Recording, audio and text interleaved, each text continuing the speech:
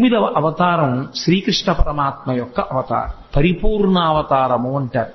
దశావతారాలలో నిజానికి చాలా గొప్ప అవతారంగా ప్రస్తుతింపబడినటువంటి అవతారం ఏది అంటే శ్రీకృష్ణావతారమే. ఎందుచేత అంటే అవతారములన్నీ ఒకెత్తైతే అవతారములన్నిటిలోకి గొప్పదిగా ఏది స్తుతింపబడుతుంది అంటే పరిపూర్ణావతారమే ప్రస్తుతి చేయబడుతుంది. ఎందుచేత అన్నదానికి నేను మీతో మనవి చేశాను. పరిపూర్ణావతారమునందు సమస్తము కూడా లీనమవుతాయి. ఆ అవతారంలోకి అన్నీ కృష్ణ పరమాత్మలోకి వెళ్ళిపోతాయి. అందుకే అన్ని మాటలు విశ్వరూపం చూపిస్తాడు. అసలు కృష్ణ పరమాత్మ యొక్క ఆవిర్భావమే చాలా ఆశ్చర్యకరం.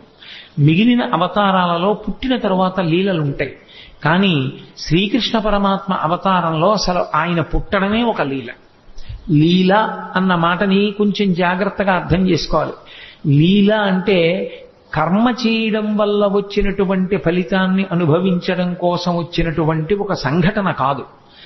పరమేశ్వరుడు తనంత తాను కల్పించుకుని లోకానికి ఒక పాఠం నేర్పడం కోసమని చేసినటువంటి క్రియ. అంటే మీకు నేను ఒక ఉదాహరణ చెప్పాలి అంటే, నేను ఇవాళ మీ ముందు ఇలా మెళ్ళో పూలదండ వేసుకుని కూర్చోవడానికి శాస్త్రంలో గతంలో నేను చేసిన కర్మ ఏదో ఫలితంగా ఉంటుంది. కాబట్టి నాకు ఇవాళ ఈ విషయం మీద ప్రసంగించడానికి పరమేశ్వరుడు ఒక అధికారం ఇస్తాడు. అలా ఇప్పుడు కోటేశ్వరరావు గారు లీల చేశారండి అనకూడదు. లీల ఉండదు. గతంలో చేసుకున్న పాపపుణ్యములను బట్టి నేను ఇప్పుడు ఈ పని చేస్తున్నాను. నాకు ఏదో మోకాలు నిప్పెట్టింది అనుకోండి, గతంలో ఎప్పుడో ఏదో చేసిన పాపం ఉంది, దానికి పరమేశ్వరుడు ఇప్పుడు మోకాలు నిప్పెట్టేటట్టుగా చేసి ఆ పాపాన్ని తీసేస్తాడు. అంతేగాని నాకు మోకాలు నిప్పి రావడం లీల అనకూడదు. అవి నేను గతంలో చేసుకున్న కర్మల యొక్క ఫలితాలు. పాపము కానీ పుణ్యము కానీ అనుభవంలోకి వస్తుంది, సుఖ దుఃఖములుగా వస్తుంది. నేను పుట్టడం కర్మ. నేను ఒక మనుష్యునిగా పుట్టాను అంటే గత జన్మలో చేసుకున్న కర్మను అనుసరించి పరమేశ్వరుడు నాకు మనుష్య జన్మనిస్తాడు. భగవంతుడు పుట్టడం కర్మ కాదు, లీల. ఎందుచేత అంటే లోకోద్ధరణ కొరకు శరీరమును తీసుకోవలసిన అవసరం లేని పరమాత్మ శరీరాన్ని స్వీకరిస్తాడు. ఆయన కృష్ణ పరమాత్మ యొక్క జననమే ఒక లీల. ఎందుచేత అంటే రామావతారంలో ఆయన ఎక్కడ చతుర్భుజుడై శంఖచక్రగదా పద్మములతో కనపడలేదు పుట్టినప్పుడు. కానీ కృష్ణావతారంలో అలా కాదు. అసలు గర్భస్థమైనటువంటి కృష్ణ పరమాత్మని స్తోత్రం చేయడానికి దేవతలందరూ వెళ్ళారు. పైగా అసలు కృష్ణ పరమాత్మ పుడుతున్నాడన్న విషయం, ఆ 8వ గర్భానికి కంసుడు చచ్చిపోతాడన్న విషయం 8 గర్భాల ముందు లోక విదితం. కంసుడు అక్కర్లేని పనిని ఒకదాన్ని స్వీకరించాడు. దేవకీదేవికి వసుదేవుడితో వివాహమై వాళ్ళిద్దరూ బయలుదేరినప్పుడు తగుదునమ్మా అని చెల్లెలి మీద ప్రేమతో రథానికి సారథ్యం చేస్తానని పగ్గాలు పట్టుకుని బయలుదేరాడు. రథం వెళ్ళిపోతోంది. అశరీరవాణి పలికింది, ఒరే నువ్వు ఎంతో సంతోషంగా ఈమెని తీసుకెడుతున్నావు, కానీ ఈమె యొక్క కడుపున 8వ వాడుగా ఎవడు జన్మిస్తాడో వాడి చేతిలో నువ్వు మరణిస్తావు. అంటే అందరికీ తెలుసు 8వ గర్భంలో పుట్టేవాడే కంసుని మరణానికి కారకుడవుతాడు అని. అందుకే చెల్లెల్ని చంపైపోయాడు కూడా కంసుడు. సరే, కథ నడిచింది. తర్వాత 8వ గర్భం కదా అన్నాడు. ఆ మహానుభావుడు వసుదేవుడు ఆ కంసుణ్ణి కొంతవరకు ఉపశాంతి వహించేటట్టు చేశాడు. వెళ్ళారు. మొట్టమొదటి కొడుకు పుట్టాడు. బావా, మొదటి కొడుకు నన్ను చంపేవాడు కాదు కదా, 8వ కొడుకు కదా, మొదటి కొడుకుని చంపానన్న అపఖ్యాతి నాకెందుకు, 8వ వాడు పుట్టినప్పుడు తీసుకురా బావా, నువ్వు మాట తప్పేవాడివి కాదులే అన్నాడు. 1, 2, 3, 4, 5, 6 బిడ్డల్ని ఇచ్చేశాడు. 7వ వాడు గర్భ సంకర్షణమై బలరాముడిగా పుట్టాడు. ఈ 6 పిల్లల్ని తిరిగి ఇచ్చిన తర్వాత నారదుడు వచ్చి, ఏమనుకుంటున్నావో పిచ్చివాడా, వీళ్ళందరూ దేవతాంశ సంభూతులే, నిన్ను చంపడానికి పుట్టిన వాళ్లే అన్నాడు. అయ్య బాబోయ్ అలాగా అన్నాడు. మళ్ళీ 6 పిల్లల్ని పిలిపించి చంపేశాడు. 7వ వాడు సంకర్షణుడై రోహిణీదేవికి జన్మించాడు. ఇక 8వ గర్భంలో పుట్టేటటువంటి వాడు తనని చంపేవాడే అన్న విషయం కంసుడికి అతి విశ్వసనీయంగా తెలుసు. కాబట్టి అది భగవదంశ అన్న విషయం కూడా స్పష్టంగా తెలుసు. ఎందుకంటే నిన్ను చంపడానికి శ్రీమన్నారాయణుడే ఆవిర్భవిస్తున్నాడు అని నారద మహర్షి చెప్పేశారు. కాబట్టి రాక్షసుడైన కంసుడు ఎంత జాగ్రత్త తీసుకున్నాడంటే, రాక్షసత్వము అన్న మాటకు అర్థం ఏమిటో అక్కడ అర్థం అవుతుంది. అసలు అంత జాగ్రత్త తీసుకున్నాడు. లోపల సూతికా గృహం నిర్బంధం, దేవకీదేవిని స్వేచ్ఛగా ఉంచాడు. వసుదేవుడి కాళ్ళుకి చేతులకి బంధనాలు వేశాడు. ఎదురుగుండా భార్య ప్రసవం, ఆమె ఎంత బాధపడుతున్నా భర్త లేచి కనీసం గుక్కెడు మంచినీళ్లు కూడా ఇవ్వలేడు. కాబట్టి కాళ్ళకి చేతులకి బంధనాలు వేశాడు. అక్కడ నుంచి చూస్తే సూతికా గృహం ఇక్కడ వరకు కనపడాలి, అలా ఏర్పాటు చేశాడు. విచ్చుకత్తులు పట్టుకుని తిరుగుతూనే ఉండాలి. 8వ గర్భం పుట్టగానే ఏడుపు వినబడగానే పిల్లాన్ని చంపేయాలి. అది కూడా ఎంత భయంకరంగా చంపేవాడంటే పిల్లల కాళ్ళు పట్టుకుని గిరగిరా తిప్పి బండకేసి కొట్టేవాడు. కాబట్టి పిల్లవాడు ఏడవగానే నాకు తెలియాలి. అసలు పడుకునేవాడు కాదు, నిద్రపోయేవాడు కాదు, ఏది చేస్తున్నా సరే 8వ గర్భం వచ్చేస్తోంది అదే బెంగ. ఇంత బెంగ పెట్టుకున్నప్పుడు శ్రావణ మాసంలో అష్టమి తిథి నాడు అర్ధరాత్రి కటిక చీకట్లో కారాగారంలో లోకాలన్నింటినీ పరిపాలింపవలసినటువంటి పరమాత్మ, ఆయనకి తెలియదు ఎవడెంత జాగ్రత్త తీసుకున్నా ఆయన మాయయందు ఎవరు దాటి యువతలకి రాగలిగిన వాడు మమ మాయా దురత్యయ అంటాడు. ఒక్కసారి ఆ మాయనంతటినీ కమ్మాడు. ఎక్కడి వాళ్ళక్కడ గాఢ నిద్రలోకి వెళ్ళిపోయారు. దేవకీ వసుదేవులు తప్ప ఎవ్వరూ లేరు. ఆఖరికి చిత్రం ఏమిటంటే దేవకీదేవి గర్భమునందున్నటువంటి శ్రీమన్నారాయణుణ్ణి 33 కోట్ల మంది దేవతలు చతుర్ముఖ బ్రహ్మగారితో కలిపి వచ్చి స్తోత్రం చేశారు. ఆయన పుట్టవలసిన సమయం ఆసన్నమైంది. ఏ విధమైనటువంటి ఇబ్బంది లేకుండా శిశోదయం అయిపోయింది. పిల్లాడు పుట్టాడు. లోకంలో ఎక్కడైనా పిల్లవాడు పుడితే తల్లిదండ్రులు సంతోషిస్తారు తప్ప పిల్లవాడికి తల్లిదండ్రులు నమస్కారం చేసి స్తోత్రం చేసినటువంటి సందర్భం ఉండదు. ఆఖరికి వామనమూర్తి పుట్టినప్పుడు కూడా నన్ను కన్న తండ్రి నా పాలి దైవమా నా తపప్పలంబ నా కుమార నాదు చిన్ని వడుగ నా కుల దీపక రాగదయ్య భాగ్య రాశివగుచు అంటుంది. నా కొడుకనే అంటుంది అదితి. కానీ శ్రీకృష్ణ పరమాత్మ యొక్క అవతారంలో మాత్రం పుడుతూనే ప్రాకృత శిశువుగా కనపడలేదు. అసలు ఇలా పుడుతూనే జలధర దేహు నాజాను చతుర్బాహు సరసీరుహక్షు విశాలవక్షు జారుగదా శంఖ చక్ర పద్మ విలాసు కంఠ కౌస్తుభమణి కాంతిభాను కమనీయ కటిసూత్ర కంకణ కేయూర శ్రీవత్సలంచనంచిత విహారు మరుకుండలద్వయ మరు విహారు అని ఆ మహానుభావుడు పుడుతూనే ఆయన నీలమేఘఛాయ ఎలా ఉంటుందో అటువంటి మేఘఛాయతో శంఖచక్ర గదా పద్మములతో కూడుకున్నటువంటి వాడై కటిక చీకటితో ఉన్నటువంటి ఆ కారాగారమునందు భాషించాడు. ఈ పిల్లవాడిని చూశాడు వసుదేవుడు, ఆశ్చర్యపోయాడు. ఇదేమిట్రా, సాక్షాత్ శ్రీమన్నారాయణుడు కొడుకుగా పుట్టాడు. బాలు పూర్ణేందు రుచిజాలు భక్త లోకపాలు సుగుణాలవాలు కృపావిశాలు చూచి తిలకించి పులకించి చోద్యమంది ఉబ్బి చెలరేగి వసుదేవుడు ఉత్సహించి అన్నారు పోతన గారు. బాలు పూర్ణేందు రుచిజాలు భక్త లోకపాలు, భక్తుల్ని లోకాల్ని పరిపాలించగలిగినటువంటి పరమాత్మ చిన్న పిల్లవాడిగా శంఖచక్ర గదాపద్మములతోటి శ్రీమన్నారాయణుడిగా ఆవిర్భవిస్తే వసుదేవుడు ఆశ్చర్యపోయి ఆ పిల్లవాడిని పట్టుకుని స్తోత్రం చేశాడు. సర్వము నీలోనిదిగా సర్వాత్మడమాత్మమత్తు సంపన్నుడవై సర్వమయుడుగు నీకును సర్వేశ్వర లీవులోను సంధులు వెలయన్నన్నాడు. ఈశ్వర, ఈ సమస్తము నీ చేత నిండి నిబిడీకృతమైపోయింది, అటువంటి వాడివి మా కోసం నువ్వు కొడుకుగా పుట్టావా అని స్తోత్రం చేశాడు. దేవకీదేవి స్తోత్రం చేసింది. అసలు ఆ స్వరూపం ఎంత మంగళప్రదంగా ఉంటుందో చూపించారు పోతన గారు. జలధరదేహు అంటూ ప్రారంభించారు. జలధరదేహు అంటే మేఘము వంటి శరీరం ఉన్నవాడు అని. మేఘమునకు 2 లక్షణాలు ఉంటాయి, ఒకటి కాంతి, ఒకటి చల్లతనం. ఆ నలుపు ఏదో బొగ్గు నలుపులా ఉండదు, దానిలో విశేషమైనటువంటి కాంతి ఉంటుంది. కాంతి ఉంది కదా అని వెచ్చతనం ఉండదు, చల్లతనం ఉంటుంది. ఆయన యందు 2 ఉన్నాయి. ఒకటి కాంతి భా, అదే ఆచార్యతత్వమై కృష్ణం వందే జగద్గురుం అయింది. 2వది చల్లతనం, అదే భక్తుల్ని పరిపాలించేటటువంటి గుణంగా ప్రకాశించింది. అందుకే శ్రీకృష్ణ పరమాత్మ పాండవులని ఆదుకోవడానికి పడినటువంటి కష్టాలు అన్ని కష్టాలు పడ్డాడు మహానుభావుడు. జలధరదేహు నాజాను చతుర్బాహు సరసీరుహక్షు విశాలవక్షు జారు గదా శంఖ చక్ర పద్మ విలాసు కంఠ కౌస్తుభమణి కాంతిభాను కమనీయ కటిసూత్ర కంకణ కేయూర శ్రీవత్సలంచనంచిత విహారు మరుకుండల ప్రభాయుత కుండల లలాటు వైఢూర్య మణిగణ వరకిరీటు బాలు పూర్ణేందు రుచిజాలు భక్త లోకపాలు సుగుణాలవాలు కృపావిశాలు చూచి తిలకించి పులకించి చూజ్యమంది ఉబ్బి చెలరేగి వసుదేవుడు ఉత్సహించే అని ఆ చిన్ని కృష్ణుణ్ణి చూసినటువంటి వసుదేవుడు పరమ సంతోషాన్ని పొందాడు. దేవకీదేవి అంత ఆనందాన్ని పొందింది. వాళ్ళకి కొడుకుగా పుట్టినటువంటి కృష్ణ పరమాత్మ దేవకీ వసుదేవులతో చెప్పాడు, నేను ఇది 3వసారి మీ కడుపున పుట్టడం. ఏ తల్లిదండ్రులు కన్నారో ఆ తల్లిదండ్రులకు తెలియదు.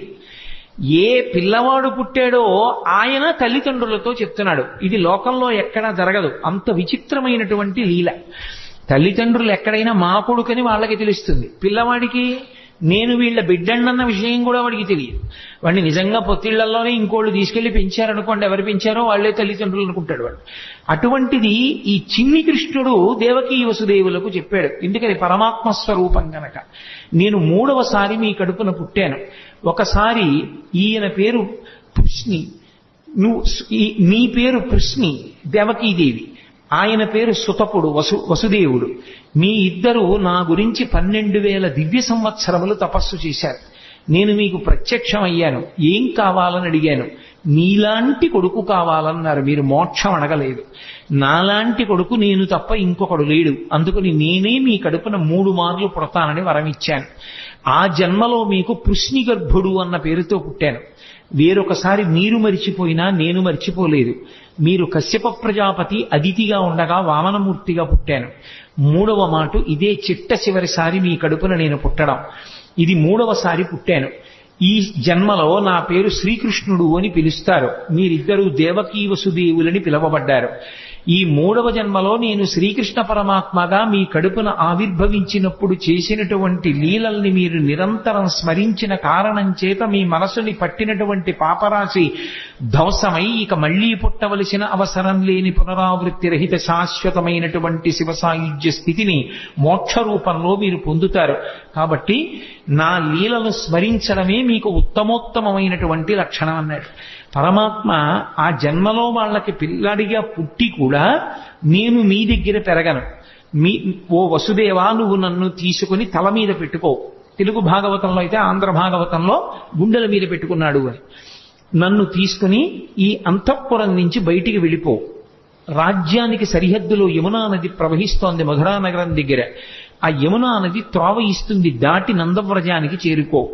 నందవ్రజంలో ఇదే సమయానికి యోగమాయ పుట్టింది. అందుకే నారాయణ నారాయణి అన్నా చెల్లెళ్ళు పార్వతీదేవి శ్రీ మహావిష్ణువు. యోగమాయ పుట్టి ఉన్నది. నన్ను తీసుకెళ్లి అక్కడ పడుకోబెట్టి ఆ ఆడపిల్లని తీసుకెళ్లి మళ్ళీ వెనక్కొచ్చేసిన తరువాత మళ్లీ నువ్వు అంతఃపురంలోకి వచ్చి కాళ్ళకి చేతులకి సంకెళ్ళు పడిపోయి యథాస్థితిని పొందిన తరువాత ఆడపిల్ల ఏడుస్తుంది. ఏడిచిన తరువాత కంసుడు లేస్తాడు. కాబట్టి నన్ను తీసుకెళ్లి నందవ్రజంలో విడిచిపెట్టాయి అన్నాడు. సరేనన్నాడు. ఆ పిల్లవాడిని తీసుకున్నాడు. బయటికి బయలుదేరాడు. ఆశౌరికి తెరవసగెను ప్రకాశోద్దత తుంగ భంగ కలిత ధరా సాకాశయగు యమున మును సీతేశునకు పయోధి త్రోవ ఇచ్చిన భంగిన్నన్నారు పోతన గారు. సముద్రం ఎలా రామచంద్రమూర్తికి దారిచ్చేసిందో అలా యమునా నది కూడా దారిచ్చేసింది. ఎవరికి? కృష్ణ పరమాత్మని తల మీద పెట్టుకున్నటువంటి వసుదేవుడికి. అందుకే రామచంద్రమూర్తికి ఎక్కువ సంబంధం గోదావరి సరయూ నది. కృష్ణ పరమాత్మకి ఆద్యంతము సంబంధము యమునా నది. యమునా నదితో ఆయనకి సంబంధం ఉండడానికి కారణం ఒక్కటే. యముడు యమున వీళ్ళిద్దరూ అన్నా చెల్లి. వీళ్ళిద్దరూ సూర్య భగవానుడి యొక్క బిడ్డలు. యమున ముందుకు నడిచి వెళ్ళిపోతూ ఉంటుంది. కాలము వెనక్కి రాదు. గంగ అలా కాదు. గంగ ముందుకు వెళ్ళి వెనక్కి ఎడుతుంది. కాశీలో దక్షిణానికి వెడుతున్న గంగ మళ్ళీ వెనక్కి తిరిగి ఉత్తరానికి వెళ్ళింది. గంగ దక్షిణానికి వెళ్ళింది అంటే జనన మరణ శోక సంసార స్వరూపం. ఉత్తరానికి తిరగడం అంటే మృత్యువునంత పోగొట్టగలిగినటువంటి పరమేశ్వర స్థానాన్ని, కైలాసాన్ని చూడడం. అక్కడ తిరిగింది కాబట్టి ఉత్తరానికి కాశీపట్టణంలో ప్రవహించేటటువంటి గంగకి ఒక ప్రత్యేకమైనటువంటి ప్రాముఖ్యత ఏర్పడింది. అందుకే కాశీగంగా అంటూ ఉంటారు. యమున అలా కాదు, ముందుకే వెడుతుంది. అందుకే యమున కాలస్వరూపం. యమునని దాటలేరెవరు. కాలాన్ని దాటడం ఎవరికి సాధ్యం కాదు. కాలమును దాటేశాడు అంటే ఇక పుట్టడు అని గుర్తు, మోక్షాన్ని పొందాడు అని. కాలమునందు పడిపోయి మళ్ళీ కాలమునందు పుడుతూ ఉంటాడు. పునరపి జననం పునరపి మరణం పునరపి జననీ జఠరేశయనం. కానీ ఎవరు కృష్ణ పరమాత్మని తలయందు ధరిస్తారో వారు మాత్రము కాలము దారిచ్చేస్తుంది. అంటే ఇక వాళ్ళు పుట్టవలసిన అవసరం ఉండదు. అందుకే రాసలీల కూడా ఎక్కడ చేస్తాడు అంటే యమునా నది ఒడ్డునే చేస్తాడు. రాసలీల అంటే ఏదో ఒళ్ళు కొవ్వెక్కి ఆడవాళ్లతో కలిసి ఆడినటువంటి క్రీడ కాదది. రాసలీల అంటే ఎంతమంది జీవులు తరించడానికి సిద్ధంగా ఉన్నారో, ఎంతమంది ఆ భక్తి పరిపక్వతని పొందారో అంతమంది పరమాత్మ యొక్క బ్రహ్మానందాన్ని అనుభవించేటటువంటి స్థితిని భాగవతంలో రాసలీలా ఘట్టంగా తీసుకొచ్చారు. అందుకే అంగనామంగనా మంతరే మాధవం అంటాడు లీలాశుకుడు. ఇటు పక్కన ఒక అంగన, ఇటు పక్కన ఒక అంగన ఉంటే మధ్యలో కృష్ణుడు ఉంటాడు. కృష్ణుడికి మధ్యలో అంగన ఉంటుంది. అంటే ఎంతమంది జీవులు బ్రహ్మానంద స్థితిలో ఉంటారో అంతమందిని బ్రహ్మానంద స్థితిలో పరమేశ్వరుణ్ణి అనుభవిస్తూ ఉంటారు. ఆ స్థితిని ఆవిష్కరించేటటువంటి అద్భుత ప్రక్రియ రాసలీల. అది కాలాతీత స్థితిని చూపిస్తుంది. కాబట్టి యమున ఒడ్డునే చేస్తాడు కృష్ణ పరమాత్మ. అంతటి మహానుభావుడు. అదే ఆయనలో ఉన్నటువంటి మెరుపు. అందుకే కృష్ణుని యొక్క లీలలను అర్థమై తెలుసుకుంటే జ్ఞానము కలుగుతుంది. ఒకవేళ వాటి లోపల ఉన్న విశేషం తెలియకపోయినా పరమభక్తితో కృష్ణలీలల్ని విన్నంత మాత్రం చేత ఒక లక్షణం కలుగుతుంది. అది మీరు తెలిసి వినండి, తెలియక వినండి. మీరు మనసు మాత్రం ఆర్ద్రతతో సంస్కారవంతంగా భక్తితో ఆ లీలల్ని వింటే, కృష్ణ పరమాత్మ యొక్క స్పర్శ మనసుకి తగిలితే, ఆయన తగలగానే పాపమంతా కూడా తొలగిపోతుంది. అందుకే కృష్ణలీలల్ని ఎందుకంత గొప్పగా చెప్పుకుంటారు లోకంలో అంటే, కృష్ణలీలలు మనసుకి తగిలితే, మనసుకి కృష్ణుడితో సంపర్కం ఏర్పడితే అది పాప దాహకత్వానికి కారణమవుతుంది. అందుకు మహానుభావుడు అన్ని లీలలు చేశాడు. అది ద్వాపర యుగంలో జరిగింది. కలియుగంలోకి వచ్చేటప్పటికి భాగవతం పేరుతో వాటిని వింటాం. అందులో ప్రధానమైనటువంటివి జారలీల, చోరలీల. మీరు చూడండి, జారలీల అంటే సాధారణంగా ఎప్పుడు స్మరిస్తారంటే రాత్రి వేళ స్మరిస్తారు. ఏదో కృష్ణుడు ఇంతమంది గోపికలతో తిరిగాడని. చోరలీల అంటే తెల్లవారగానే స్మరిస్తారు. ఏదో పక్కింట్లో లేకపోతే పక్క సందులో కుక్కలు ఎక్కువ మురిగాయి అనుకోండి, ఏమిటి రాత్రి కుక్కలు అన్ని మురిగాయి, ఏమైనా దొంగతనం జరిగిందా అంటారు. చోరలీల తెల్లవారుజామున స్మరింపబడుతుంది, జారలీల రాత్రి స్మరింపబడుతుంది. నిందాపూర్వకంగానైనా సరే కృష్ణుడు రాసలీల చేశాడు అని రాత్రి స్మరించిన, నిందాపూర్వకంగానైనా సరే కృష్ణుడు దొంగతనం చేశాడని ఉదయం వేళ స్మరించిన, రాబోయే కలియుగంలో జారత్వము, చోరత్వము ఈ రెండిటి గురించి ఎక్కువ మంది చదువుకుంటారు, ఎక్కువ మంది మాట్లాడుకుంటారు. తెల్లవారి లేచి పేపర్ తీస్తే ఏముంటుంది? ఎవడు ఎక్కువ ఎత్తుకుపోయాడు, ఎవడు చట్టాన్ని పాడు చేశాడు, ఈ విషయాలే ఉంటాయి. దొంగతనాలు కావేమిటి అవన్నీ? అవి చదువుకుంటే పాపం.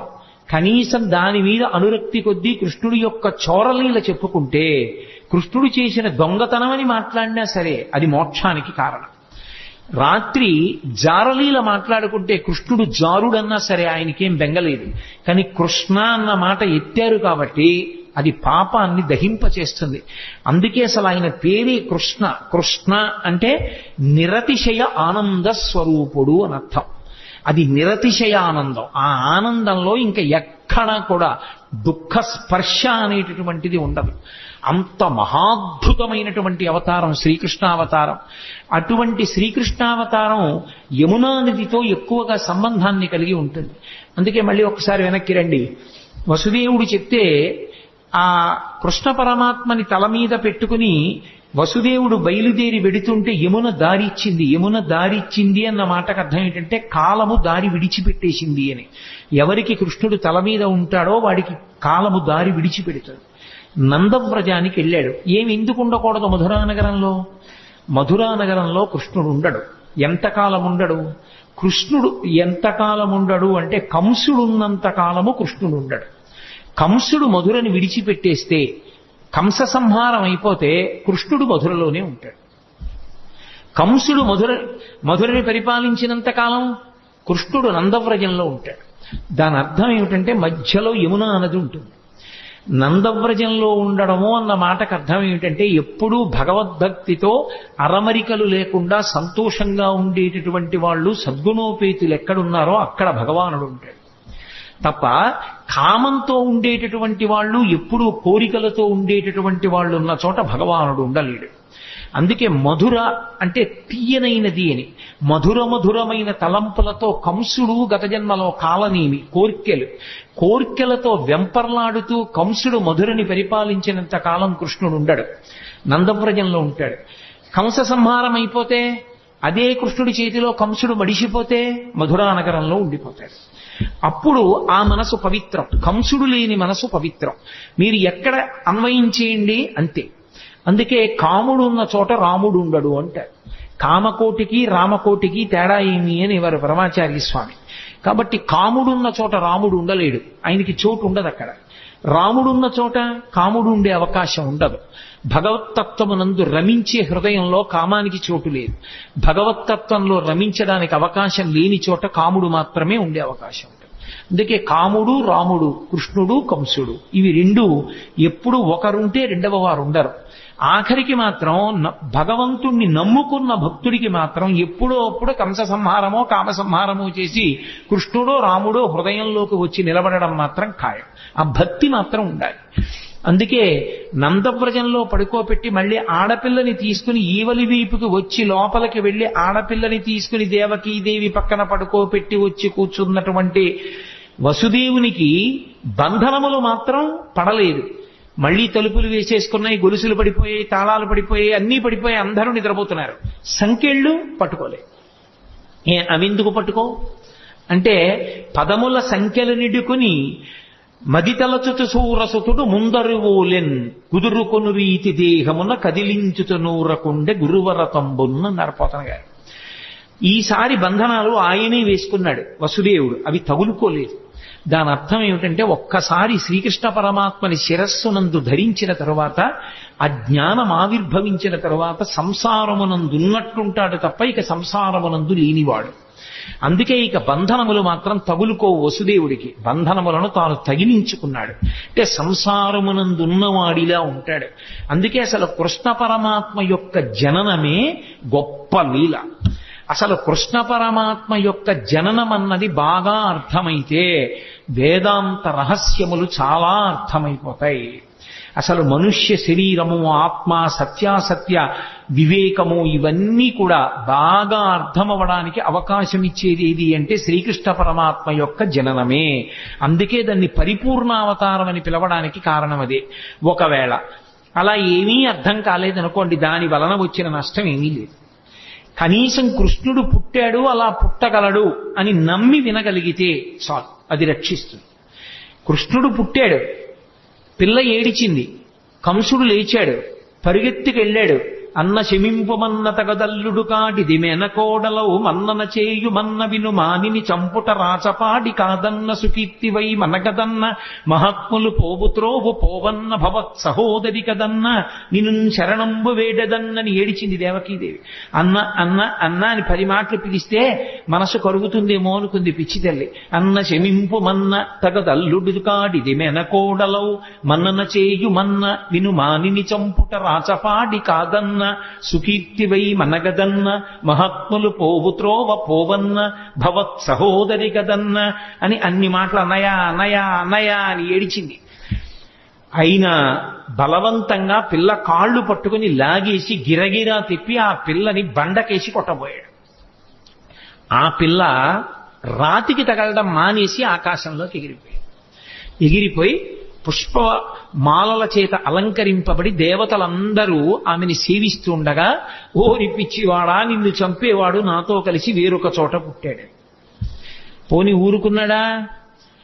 ఇంకా పళ్ళు రాని పిల్లలు, పాలు తాగుతున్న పిల్లలు ఎక్కడెక్కడున్నారో వాళ్ళందరినీ చంపేయమన్నాడు. అక్కడ ప్రారంభమయ్యాయి కృష్ణలీలలు. అసలు శ్రీకృష్ణ పరమాత్మకి ఇంకా పాపం ఆయనకి అసలు అందుకే కన్నులు తెరవని కడుచిన్ని పాపడై దానవి చనుబాలు త్రాగి చంపే అన్నారు గోపకాంతలు ఆయన గురించి చెప్తూ. ఇంకా అసలు పుట్టినటువంటి పిల్లాడు, ఆయనకి కళ్ళు సరిగ్గా తెరవడం, తన కాలు చెయ్యి తను తీసుకోవడం కూడా రానట్టుగా ఉన్నటువంటి పిల్లవాడిని చంపడానికి వచ్చింది పూతన.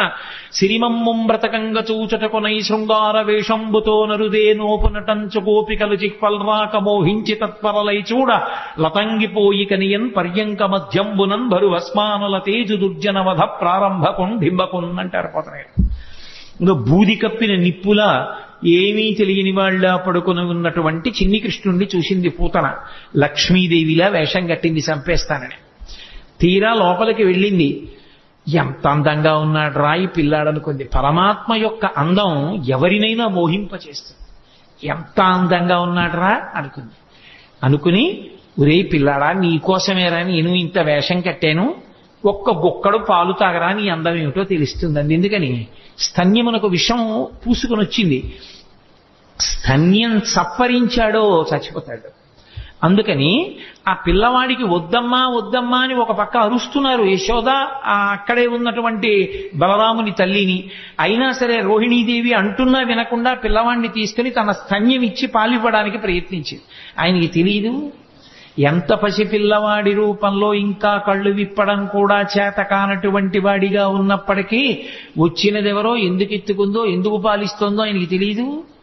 అది కృష్ణలీలలంటే. అవి అంత పసిపిల్లవాడిగా ఉన్నప్పటికీ సర్వజ్ఞుడు. రామచంద్రమూర్తి అయితే అలా ఉండడు, గురువుల దగ్గర నేర్చుకుంటాడు. కృష్ణుడు అలా కాదు, పసిపిల్లవాడిగా ఉంటూ రాక్షస సంహారం మొదలుపెట్టేశాడు. అందుకే ఆ లోకేశ్వరుడా చరాచర విభుండా బాల గోపాలుడా బాలధ్వంసరి గొంతు గంటిడి వెసన్ బాలెంత చందంబునన్ పాలిండ్లన్ విసమూని వచ్చుటమదించింతించి లోనవ్వుచున్ కాలంకేల కదల్పరాని కరణిన్ కన్మోడ్చి గుర్పెట్టుచున్ అన్నారు పోతన గారు. ఆ వచ్చినటువంటి పూతన విషాన్ని స్తన్యంలో పెట్టుకుని వచ్చిందని తెలుసు, తన్ని చంపడానికి వచ్చిందని తెలుసు. కానీ ఏమీ తెలియనటువంటి పిల్లవాళ్ళ కళ్ళు గట్టిగా మూసుకుని గుర్రు పెట్టి పిల్లలు, చంటి పిల్లలు నిద్రపోతున్నప్పుడు చిన్న గుర్ర గుర్రని చప్పుడు వస్తుంది. ఆ గుర్ర గుర్రని చప్పుడు చేస్తూ గాఢ నిద్రలో ఉన్నవాళ్ళ తన కాలు చెయ్యి తనకి కదపడం చేత కాని వాడిలా ఉన్నాడు. ఎందుకని పిల్లలకు అలవాటు ఉంటుంది, బొటనవేలు ఇక్కడికి తెచ్చి నోట్లో పెట్టుకోవాలని వాళ్ళ తాపత్రయం. కానీ వాళ్ళ చెయ్యే, వాళ్ళ నోరే, కానీ ఈ చెయ్యి ఇక్కడికి వెళ్ళదు. ఎందుకనంటే వాళ్ళకి ఆ బలం ఉండదు. లేక చెయ్యి ఇలా ఇలా ఇలా ఇలా పోతుంది, పోయి ఇక్కడ పెట్టుకుందాం అంటే ఇలా పోతుంది. అది పోయేటప్పటికి వాడు ఏదో ఇంకొకడెవడో వాడి చెయ్యి లాగేశాడన్నట్టుగా ఎడవడం మొదలు పెడతాడు. కాలంగేల కదల్పరాని కరణిన్ కన్మోడ్చి గుర్పెట్టుచున్. తన కాలు చెయ్యి తనకి సక్రమంగా కదపడం చేత కాని పిల్లవాడు ఎలా ఏడుస్తాడో అలా అంత అమాయకంగా ఉన్నవాడు ఇలా నిద్రపోతున్నప్పటికీ కూడా తనకి పాలివ్వడానికి వచ్చినటువంటి పూతనా స్తన్యముల యందు విషం పెట్టుకుని వచ్చిందని తెలుసుకున్నటువంటి పరిపూర్ణ జ్ఞానము కలిగినటువంటి కృష్ణ పరమాత్మ అక్కడ పక్క మీద అలా పడుకుని నిద్రపోతుంటే ఏమీ తెలియని దానిలా వచ్చి ఎత్తుకుని పాలివ్వడం మొదలుపెట్టింది.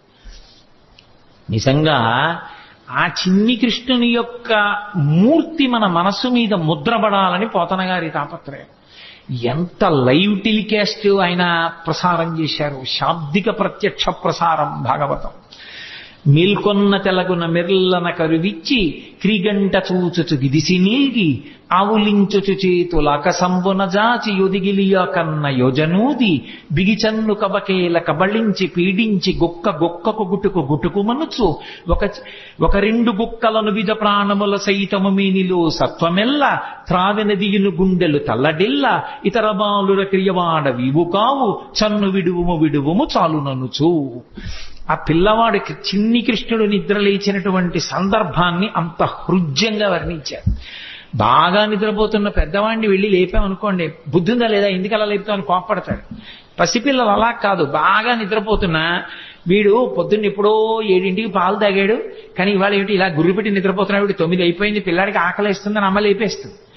లేపేసి పాలిద్దామని ఒళ్ళో పడుకోబెట్టుకుంటే వాడు ఏం ఏడవాడు లేపేసిందని. కానీ వాడి ఎంత బద్ధకం, ఏదో పెద్ద అలిసిపోయిన వాళ్ళలాగా ఆ విప్పలేక కళ్ళు విప్పినటువంటి వాళ్ళలాగా ఆ కళ్ళు ఇలా విప్పి ఇలా విన్నుపం ఇలా విరుచుకుని గిదిసి నీల్గి ఆవులించుచు చేతులు ఆకాశంబున చాపి ఆ చిన్ని నోరింత ఆవలించి రెండు చేతులు ఇలా ఆకాశంలోకి ఎత్తి ఏమిటో ఇలా ఆడించి ఓసారి చేతులు ఆకాశంబున జాచి ఎదిగిలియాకొన్న యోజనూది బిగిచన్ను కవకేల కబళించి పీడించి గొక్కకు గుట్టుకు మనుచు. పోతన గారికి వినపడింది ఆ గుట్టుక్కుమన్న చప్పుడు కూడా. ఆ స్తన్యాన్ని ఆ చిన్ని పూల పొట్లం లాంటి చేత్తో పట్టుకుని గుట్టుక్కుమంటూ రెండు గుక్కలు తాగాడు అంతే. ఇప్పటి వరకు అందరికీ పాలిచ్చి చంపిన పూతన ఇతర బాలుల క్రియవాడవివు కావు. ఓరి నాయనో, ఎంతో మందిని చంపాను కానీ నువ్వేమిట్రోయ్ రెండు గుటకలు లాగేటప్పటికి నా ప్రాణాలన్నీ పోతున్నాయి, ఓదులు ఓదులు అంటోంది ఆవిడ. గుక్కకు గుట్టుకు మనసు ఒక రెండు గుక్కల నువిద ప్రాణముల సైతము మేనిలో సత్వమెల్ల త్రావె నదియును గుండెలు తల్లడిల్ల ఇతర బాలుల క్రియవాడవివు కాదు చన్ను విడువుము చాలు నమ్మచ్చు. చాలు వదిలేరా అని ఆవిడంటుంది. పట్టి విడవరాదు నా చెయ్యి అని ఆయన వదిలిపెడతాడా? ఆయన విడిచిపెట్టలేదు. ఆఖరికి ఆ శరీరం 13 కిలోమీటర్ల దూరం పడిపోయింది పోతన. అవి బాల్య లీలలంటే కృష్ణుని యొక్క లీలలు అంత అద్భుతంగా ఉంటాయి. ఏమీ ఎరగని వాళ్ళ పోతన శరీరం మీద పడి ఏడుస్తూ ఆడుకుంటున్నాడు. పాపం 13 కిలోమీటర్ల శరీరం దాని మీద ఎక్కి పెరిగెత్తింది ఆ పిచ్చి తల్లి యశోదాదేవి. ఆ గోపాల బాలురు గోపకాంతలు ఇంతమంది వెతికారు. నేలంగూలిన మేటి పెన్నురమపై నిర్భీతి క్రీడించు ఓ బాలారమ్మని మూపు చేర్చుకొని సంస్పర్శించి ఆరార్చుచున్ గోలాంగూలము తిప్పి గోరదములంజల్లించి గోమూత్రముంజల్లి తద్బాలాంగంబుల గోమయంబలదిరా 12 నామంబులన్. ఎక్కడ పిల్లవాడు బెంగ పెట్టేసుకున్నాడో, ఎక్కడ భయపడిపోయాడో, ఇంత పెద్ద శరీరం మీద పడిపోయాడని పాపం ఆ పిచ్చి తల్లి యశోద గోపకాంతలో ఆయన్ని పగపగబా తీసుకెళ్లి ఓ ఆవు దగ్గరికి తీసుకెళ్లి దాని వెనకాతల కూర్చోబెట్టి తోక దాని ఆయన చుట్టూ తిప్పి ఆ పేడ తీసుకొచ్చి ఆవు మూత్రం తీసుకొచ్చి ఆయన 12 అవయవాల మీద పెట్టి ఏదో శిరస్సును కేశవుడు రక్షించుగాక, హృదయమును గోవిందుడు రక్షించుగాక, మోకాళ్లను అధోక్షజుడు రక్షించుగాక, ఆయన 12 నామాలతోటే ఆయనకి రక్ష పెట్టారు. ఏమీ తెలియని వాళ్ళలాగా నిజంగా అమాయకంగా ఉన్న వాళ్ళలాగే ఆయన అమ్మతోటి అంత రక్ష పెట్టించుకున్నాడు.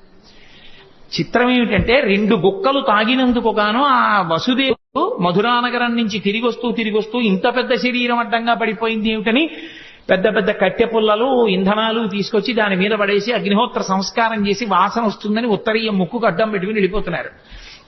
రగిలి పొగులు మగువ దేహము నుండి అగరు పరిమళముల పగలు వెడలే దేహకల్మషములు శ్రీహరిముఖమున త్రామబడుట చేసి భూవరేణ్య అంటారు పోతన గారు. 2 గుక్కలలో నేను నాది అన్న అహంకార మమకారాలన్నీ తాగేశాడు కాబట్టి ఆమె శరీరమునందు ఏ కల్మషం లేదు.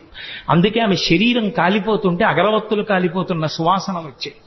కన్న తల్లి ఏ స్థితి పొందుతుందో అటువంటి స్థితి పూతన పొందేసింది.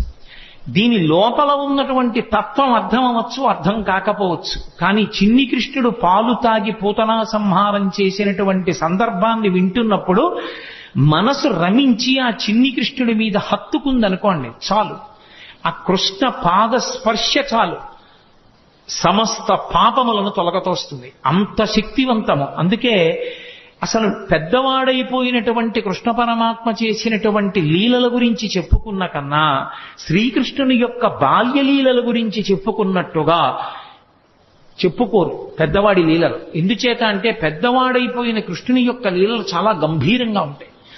చిన్ని కృష్ణుడిగా చేసినటువంటి లీలలు హృద్యంగా ఉంటాయి, ఆకర్షణీయంగా ఉంటాయి, ఆ బాలగోపాలాన్ని ఆకర్షిస్తాయి.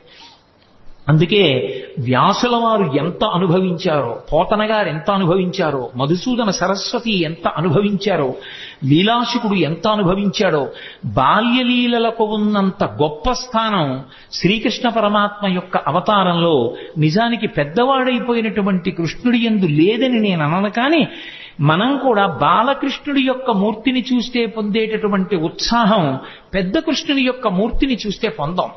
బాలకృష్ణుని యొక్క లీలలు అంత అద్భుతంగా ఉంటాయి. అందుకే ఆ పోతన గారు బాలకృష్ణుడి యొక్క లీలల్ని ఎన్నిటినీ చెప్పారో. బాలురకు పాలు లేవని బాలింతలు మొరలు పెట్ట పకపకన గియా బాలుండాలము చేయుచు ఆలకు గ్రేపులను విడిచెనంబోజాక్షి వారిల్లు సొచ్చి కడవల దూరంబుగ నీయి త్రాగితుదనా కడవల్ వీరింట నీసుతుండిడ వారికి వీరికి ని పెద్దవాదయ్య సతీ ఆడంజని మీగడ పెరుగోడక నీసుతుడు త్రావి ఒక ఇంచుకతా కోడలి మూతింజరిమిన కోడలు ముచ్చనుచు అత్త కొట్టెల తాంగి. నేను వీటికి అర్థాలు చెప్పక్కర్లేదు, మీకు ఆ పద్యం చదువుతుంటేనే అర్థమైపోతుంది. స్వార్థపరులైనటువంటి అత్తాకోడళ్ళు కడవల్లో వెన్నదాచుకునేవారు. కృష్ణుడు ఎక్కడొస్తాడో అని. కృష్ణుడు ఏం చేశాడంటే రానే వచ్చాడు, ఓ రాత్రి వచ్చాడు, శుభ్రంగా వెన్నంతా తినేశాడు. వెళ్ళిపోయే ముందు కొంచెం వెన్న కోడలు మూతికి రాసి వెళ్ళిపోయాడు. అత్తగారు పొద్దున్న లేచి కడవ దగ్గరికి వెళ్ళింది. కడవలన్నీ ఖాళీ. కోడల్ని లేపడానికి వచ్చింది, మూతి మీద వెన్న ఉంది. ఆశిముచ్చా రాత్రి నేను పడుకున్న తర్వాత వెన్నంతా తినేశావా అని ఆ కోడల్ని పట్టు కొట్టింది. దాచుకున్న వాళ్ళు అలా ఉంటారు. వచ్చిన అతిథుల్ని ఆదరించినటువంటి వాళ్ళు ఎంత అందంగా ఉంటారో, సంసారాలు ఎంత బాగుంటాయో చెప్పడానికి ఒక్కొక్క లీల వెనక మళ్ళీ ఒక్కొక్క తాత్పర్యం. బాలురకు పాలు లేవని బాలింతలు మొరలు పెట్ట పకపకన గియా బాలుండాలము చేయుచు ఆలకు గ్రేపులను విడిచి అంబోజాక్షి. మా పిల్లలకి పాలు లేకుండా చేసేసాడమ్మా, సాయంకాలం అయ్యేటప్పటికి ఎక్కడి నుంచి వచ్చాడో దూడలన్నీ వదిలేశాడు, ఆవుల దగ్గర పాలన్నీ తాగేశాయి, మా పిల్లలు ఏడుస్తున్నారని కొంతమంది గోపకాంతలు వచ్చి చెప్పారు. ఎన్ని లీలలో పుట్టి పుట్టడు నేడు దొంగిలబోయి వారిల్లు చొచ్చి తా ఉట్టి అందక పీటలు రోలు ప్రోవిడి ఎక్కి చేపెట్టజాలక కుండ కిందొక తూటునరించి మీ పట్టి మీగడపాలు చెరలు పట్టి తాగెతలోదరి. దీనికి అర్థం చెప్పాలని నేను అనుకోవట్లా, అంటాను కానీ మళ్ళీ చెప్తుంటాను. కృష్ణుడు ఇంటికి వెళ్ళాడు, ఆ అత్తా కోడలు ఉట్టి దొరికితే తాగేస్తాడని చెప్పి ఉట్టి కింద ఉంటే ప్రమాదం అని చెప్పి పైన కట్టేశారు. తీసుకెళ్లేదో చిక్కంలో పెట్టి పైన కట్టారు. రానే వచ్చాడు, చూశాడు, ఓహో ఈ అత్తా కోడలు పైకి కట్టారా ఎలా అనుకున్నాడు. పీటలు రోళ్లు అన్ని తీసుకొచ్చాడు, అక్కడ వేసాడు, వాటి మీద ఎక్కాడు. ఇలా చెయ్యి పెడదామని చూశాడు, అందలేదు. పీటలు రోళ్లు వేసుకున్న అందనంత పైకి పెట్టేశారా, వీళ్ళ పని చెప్పాలనుకున్నాడు. ఓ రాయి ఒకటి తీసి కిందకి అన్నం పెట్టాడు. చక్కగా పైనుంచి కారిపోతోంది. హాయిగా అందరూ చీరలు పట్టి తాగారు, వెళ్ళిపోయారు. భాగవతం కాదు కానీ నాకు ఇది చెప్పినప్పుడల్లా జ్ఞాపకం వస్తూ ఉంటుంది. ఒక చోట ఒక అత్తా కోడలు అంతకన్నా చాలా తెలివైనవాడు.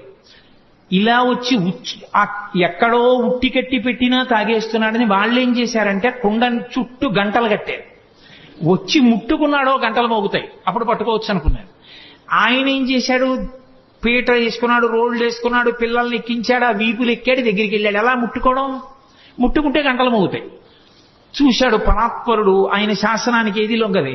ఓ గంటలలారా మీరు మ్రోగకుడు అన్నాడు. అవి విన్నాయి. చక్కగా వెన్న తీశాడు, పిల్లలందరికీ పెట్టాడు. ముందు వాళ్ళకి పెడితే కంత అంత ఎండవు, అందరికీ అందిందా, అందింది. ఇప్పుడు ఆఖరణ తను తీసుకుని ఇలా నోటి దగ్గర పెట్టుకున్నాడు, గంటల గనకన మోగి. అరే మిమ్మల్ని మోగద్దన్నాను కదా, ఎందుకు మోగారన్నాయి. ఏం చెప్పమంటావు పరమేశ్వర, వాళ్ళకి పెడితే ఊరుకున్న నువ్వు నోట్లో పెట్టుకుంటే నైవేద్యం అలవాటు గంట మోగడం, అందుకని మోగేశామన్నాయి. అలా ఎంతమంది ఎన్ని అనుభవించారో మహానుభావుడు. వేలుపుల్లటి నాకంటెను వేలుపు మరి ఎవ్వడనచు బికబకెన గిమా వేలుపుల్ల గోడపైనో హేలావతి నీత నూజుడింగిలి చేసన్. వచ్చిన పిల్లలకి అతిథులకి అన్నం పెట్టకుండా ఏమిటో బొమ్మలను అన్నీ పెట్టి నైవేద్యాలంటూ కూర్చుంటామేమిటి, నేనే పెద్ద పరమేశ్వరుణ్ణని చెప్పి ఆవిడ కళ్ళు మూసుకు ధ్యానం చేస్తుంటే చక్కెర పొంగలి అవి తినేసి మిగిలింది ఆ బొమ్మలకి రాసేసి వెళ్ళిపోయాడు. నాకన్నా వేలిపోవడం నేను తిన్నానులే చాలన్నాడు. కొడుకులు లేరని వకసతి వగవగ తన్ను మగనిగా గైకొనినన్ కొడుకులు కలిగెదర నిపై పడినాడిది వినువు శిశువు పనులే తల్లి అంటుంది ఇంకో గోపికి వచ్చి. ఏదో పాపం గోపబాలురందరూ ఆవుల్ని పట్టుకుని వెళ్ళిపోయారు. పెళ్ళై చాలా కాలం అయింది, ఈ అమ్మాయికి పిల్లలు పుట్టలేదని ఏదో మాట్లాడుకుంటున్నారు వాళ్ళు. ఎక్కడి నుంచి వచ్చాడో గబగబా వచ్చాడు. మీ ఆయన్ని నమ్ముకుంటే ఏం పిల్లలు పుడతారమ్మా, నన్ను నమ్ముకోనా ఆవిడ మీద పడ్డాడు. అది వచ్చి చెప్పింది ఓ గోపకాంత. అది ధూర్తచేష్టితంగా కనిపిస్తుంది వినడానికి, కానీ అది ధూర్తచేష్టితం కాదు. పుట్టు గొడ్రాళ్లకు బిడ్డలిచే గోవిందుడే అని భక్తి కలిగి ఉంటే నా యందు అమ్మా నీ గర్భదోషాన్ని తొలగించి నీకు సంతానం ఇస్తాను అని దాని అర్థం. కాబట్టి చేబంతి తప్పెపడనని ప్రాబల్యము తోడ వచ్చి భవనము వెనుకన్ మా పట్టి జలకమాటగ మీ బిడ్డడు వలువ తెచ్చెనల తొకతగునే అంటుంది ఓ గోపికొచ్చి. పడతి నీ బిడ్డడు మా కడవలలో నున్న మంచి కాగిన పాల పడచులకు పోసి చిక్కిన కడబల్లపో నడిచ యాజ్ఞ కల్లదో లేదో అంటుంది ఇంకో గోపికొచ్చి. ఎంతమంది ఎన్ని చాడీలు చెప్పారో. ఇన్ని చెప్తే ఆ యశోదంది అన్య మెరుగడుతన ఎంత ఆడుచుండు మంచి వాడితడెగ్గులు మనరమ్మ రామలారత్రిలోకాభిరామలార అంది. ఎందుకమ్మా అని మాట్లాంటారు, మా పిల్లాడు ఎప్పుడు గుమ్మం దాటి వెళ్ళనివాడు అంటుంది. అంటే ఇప్పుడు నేను భాగవతం అంతా నేను ఎక్కడ చెప్పను, మీరందరూ విన్నవాళ్ళే. ఒక్కొక్క లీల వెనక మళ్ళీ ఎంతో పరమార్థం ఉంటుంది. ఆ పరమార్థం అర్థమైనా అర్థం అవ్వకపోయినా ఇప్పుడు నేను లీల ఒకటి చెప్తుంటే మీ అందరూ పక్కున నవ్వారు. పక్కున నవ్వారంటే మీ మనసుని స్పృశించిందా లేదా లీల? ఆ చిన్ని కృష్ణుని యొక్క పాదం తగిలింది, ఆయన మనసులోకి వెళ్ళాడు. ఆయన మనసులోకి ప్రవేశించిన ఉత్తర క్షణంలో పాపం ధ్వంసం అవుతుంది. అందుకోసం భాగవత శ్రవణం చేస్తారు. అందుకే భాగవతం సప్తాహంగా వింటూ ఉంటారు. భాగవతం సప్తాహంగా వినడానికి కారణం ఏమిటి అంటే 7 రోజులుగా వినడానికి కారణం 8 రోజు వినకూడదని కాదు. ఎవరు ఎంతకాలం బ్రతికినా బ్రతికేది 7 రోజులే. 70 ఏళ్ళు ఉండనివ్వండి, 80 ఏళ్ళు ఉండనివ్వండి, 100 ఏళ్ళు ఉండనివ్వండి. ఆది సోమ మంగ బుధ గురు శుక్ర శని తప్ప బతకడానికి 8వ రోజు లేదు, చావడానికి 8వ రోజు లేదు. ఉండేది 7 రోజులే. కాబట్టి ఆ 7 రోజులు భాగవత శ్రవణం చెయ్యవలసిందే. భాగవత శ్రవణం చేస్తే పరమేశ్వరుని యొక్క అవతార కథలు, కృష్ణ పరమాత్మ యొక్క కథలు వింటే పాపరాశి ధ్వంసం అవుతుంది. కాబట్టి ఆ పాపరాశి ధ్వంసం అవడానికి మార్గం శ్రీకృష్ణ పరమాత్మ యొక్క లీలలు వినడమే. కాబట్టి భాగవత శ్రవణం చేస్తూ ఉంటారు. ఎంతమంది పెద్దలు ఎన్ని రీతులు అనుభవించారో మహానుభావుడు. నేను మీకు తెలుసు, నేను తరచుగా అంటూ ఉంటాను, శ్రీకృష్ణ కర్ణ ఎప్పుడు చదివిందో నేను ఈ భాగవతం శ్రీకృష్ణ కర్ణామృతం ఇవన్నీ ఇప్పుడు ఏదో సభలో అంటుంటాను, కానీ ఎన్నాళ్ళు ఇందో నేను అసలు ఆ పుస్తకాలు ముట్టుకుని చదివి ఇక్కడ ఏదో కృష్ణావతారం అని ఇవాళ పరమేశ్వరుడు జ్ఞాపకానికి తీస్తున్నాడు కాబట్టి ఆ పద్యాలు చేస్తున్నాను అంతేగాని శ్రీకృష్ణ కర్ణామృతంలో ఆ కృష్ణ పరమాత్మ యొక్క లీలలు ఎంత అద్భుతంగా ఆవిష్కరిస్తాడో. ఓ చోట అంటాడు లీలాశకుడు, ఏదో ఒక గోపకాంత చాలా కాలం అయిపోయింది, ఎవరింట్లోనూ చిక్కపట్టలేదు ఈ కృష్ణుడు, వస్తున్నాడు వెన్నెత్తుకుపోతున్నాడు, ఎలా అయినా పట్టుకోవాలి. యశోద మా అబ్బాయి అలాంటి తప్పులు చేయడం మాని కదా అంటోంది. రెడ్ హ్యాండెడ్ గా పట్టుకున్నాడంటారే, అలా వెన్న చేత్తో ఉన్న కృష్ణుడిని పట్టుకోవాలనుకో అని కావాలని కడవ తీసుకెళ్లి గుమ్మం దగ్గర పెట్టి వస్తాడుగా.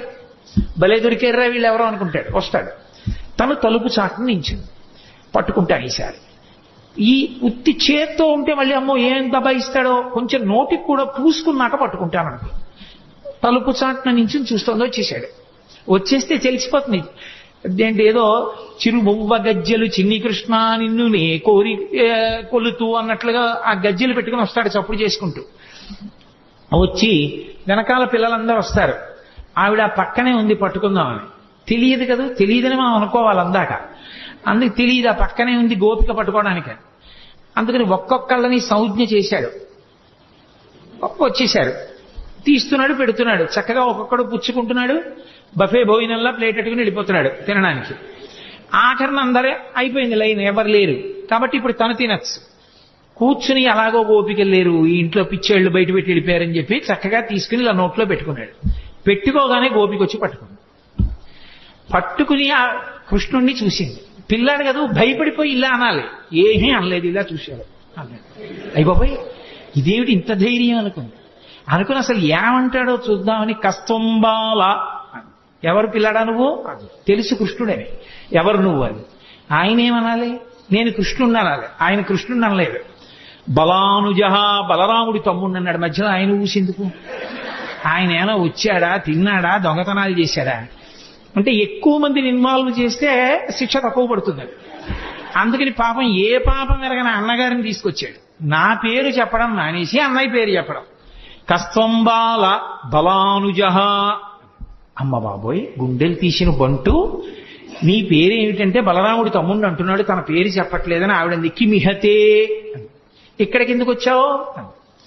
ఓసారి ఇలా చూసి, ఓ మా ఇల్లు కాదా, మన్మందిరాశంకయ, మా ఇల్లు అనుకున్నాను.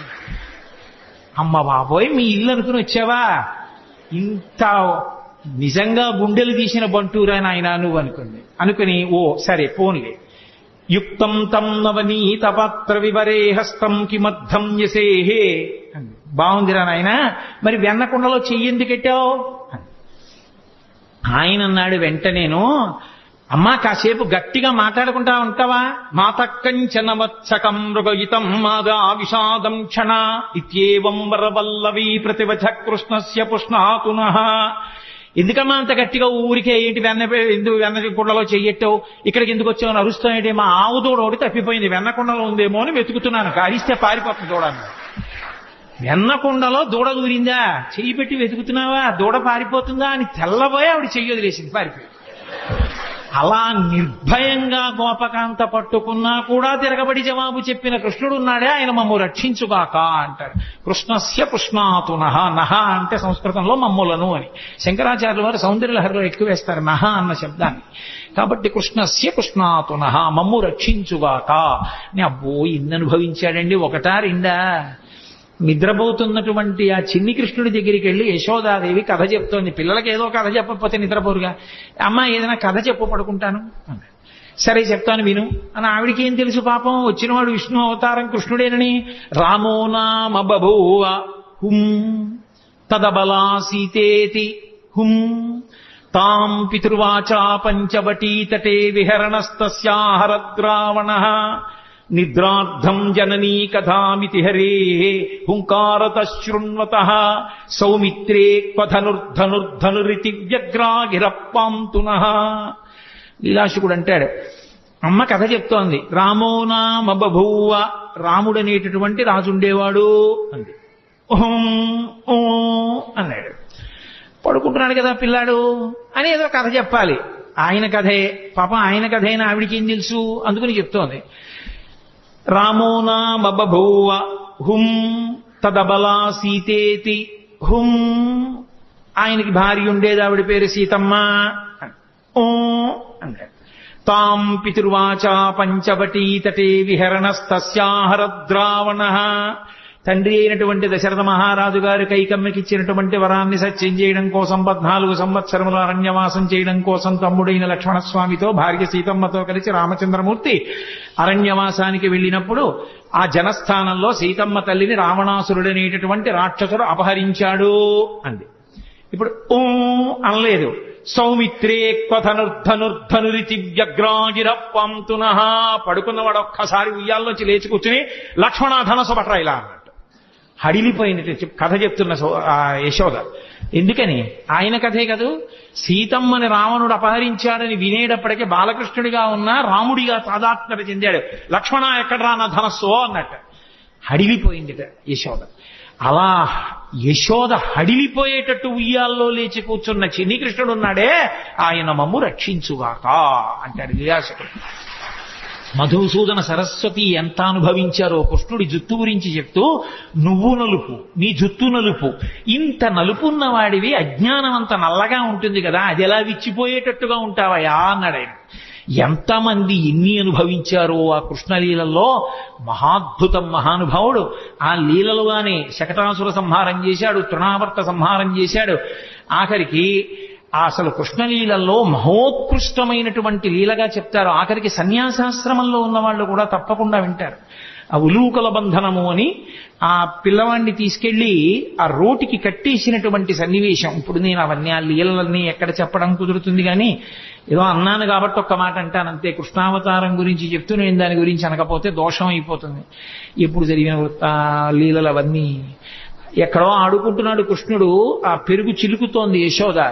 సుడిగిచు విదికుచు వాలుచు సడికొట్టుచు అమ్మ రమ్ము చన్నిమ్మనుచున్ బెడబెడ గంతులు వైచుచు కదిసి కడవ బాలకుండు కవ్వము పట్టెన్. ఆ చల్ల చేస్తున్నటువంటి యశోద దగ్గరికి వచ్చి పరిగెత్తుకొచ్చి, అమ్మ అమ్మ నాకు పాలిస్తావా, ఇవ్వ ఆకలేసేస్తోందని కవ్వం పట్టుకున్నాడు. కవ్వం పట్టుకుని ఆపగలిగిన శక్తివంతుడని కాదు, అయ్యో చెయ్యి పూల పొట్లంలా ఉంటుందే, కవ్వం పట్టుకుంటే పిల్లాడి చెయ్యి ఎక్కడ ఇబ్బంది పడిపోతుందో అని యశోద చల్ల చిలకడం ఆపేసి. చల్ల చిలకడం ఆపేయగానే సంతోషించాడు, అమ్మ పాలిస్తుందని. గబగబా వచ్చింది, ఒళ్ళో కూర్చోబెట్టుకుంది, పాలిస్తోంది. ఇంతలా పొయ్యి మీద పెట్టిన పాలు పొంగిపోతున్నాయి. కడుపారంచనుబాలు త్రావనిసిసిన్ కంజాక్ష పీఠమ్ముపై నిడి పొంగారెడు పాలు దించటకున ఏగంగ తత్బాలుండెక్కుడు కోపంబున వాటి రాతిదది మొత్తం బంబు పోగొట్టి తెంపడరన్ కుంభములోని వెన్నది నిమిధ్యాసంకులద్భష్పుడై. అమ్మా నాకు పక్క ఆకలేస్తుంటే పాలివ్వడం మానేసి సగం పాలిచ్చి నన్ను కిందకి దింపేసి అక్కడికి వెళ్ళి పొయ్యి మీద పాలు పొంగిపోతున్నాయి, వెళ్ళిపోతున్నావా అని కోపం వచ్చేసి పెదిమి అదిరిపోయింది. ఎక్కడ లేని కోపం వచ్చేసింది. కళ్ళు ఇలా నిలిమేసుకున్నాడు, కాటుకంతా ఇలా అంటించేసుకున్నాడు, చేతులకంతా కాటుకి పెట్టేసుకున్నాడు. అమ్మ నాకు కడుపు నిండా పాలు ఇవ్వలేదన్నాడు. అక్కడ ఉన్న రాయి ఒకటి తీశాడు, ఆ చల్ల చేస్తున్న కుండకేసి కొట్టాడు. కుండ బదలైపోయింది. ఆ పాలు మజ్జిగంతా కిందకు వచ్చేసింది. ఆ వెన్నముద్ద ఇలా అరిచేతిలోకి తీసుకున్నాడు. ఆ వెన్నముద్ద పట్టుకుని అక్కడి నుంచి బయలుదేరి అమ్మ అక్కడ పాలు దింపి వెనక్కి వచ్చి ఎక్కడ తనని పట్టుకుంటుందో అని మెల్లిగా బయటికి వెళ్ళిపోయి ఓ రావులో ఒకటి తిరగేసి ఆ గోడ మీద ఉన్న ఓ కోతికి పెడుతుంటే అమ్మ పాలు దింపిటి వచ్చింది. కుండ బద్దలైపోయింది, వెన్నంతా కింద పడిపోయింది, మజ్జిగంతా కారిపోయింది. అదే నీళ్లల్లా ఓ గొడ్డేసి వత్తడానికి ఉండదు, మజ్జిగ కాలు జారిపోతుంది. మళ్ళీ ఏ పిండో తీసుకొచ్చి వత్తాలి. అదంతా లాలనమున బహుదోషము లోలింప్రాపించు తాడనోపాయములన్ చాలా గుణంబులు కలుగును తాడ నంబె బాలు రకును పద్యంబరయన్. ఈ పిల్లాన్ని అల్లరి చేస్తుంటే పోన్లేని ఊరుకుంటుంటే వింటలేదు. ఇవాళ కట్టేస్తాను కొట్టేస్తాను అని ఏడురా వీడని చెప్పి చూసింది. అంత తొందరగా నేను దొరుకుతాడేమిటి?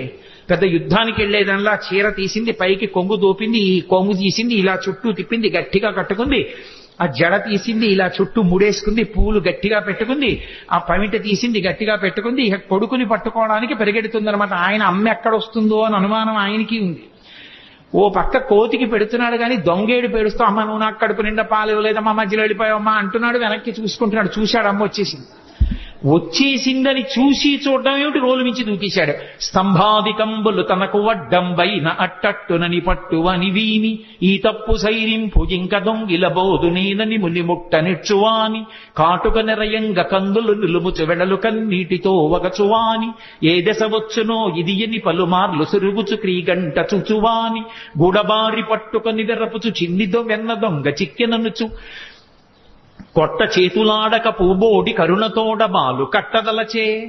అదంతా ఎక్కడ చూసినా స్తంభాలే. ఆ ఇల్లంతా పూర్వకాలపు ఇల్లు కదూ.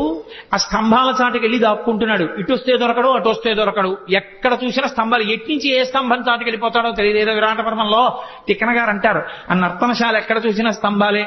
దాంతాకారిత కుంజపుట్టె మఘన స్తంభావళీ రూపమున్ ప్రాంతాది ప్రవిభాగ భోగ నిలయ ప్రగ్వారమున్ కాతరస్వం తత్రాసకరంబునై దురభివేశంబైన యాలోరు నిశ్చితుడై సతికేలు పట్టుకుని చొచ్చన్ భీముడు అత్యుగ్రతన్ అంటారు.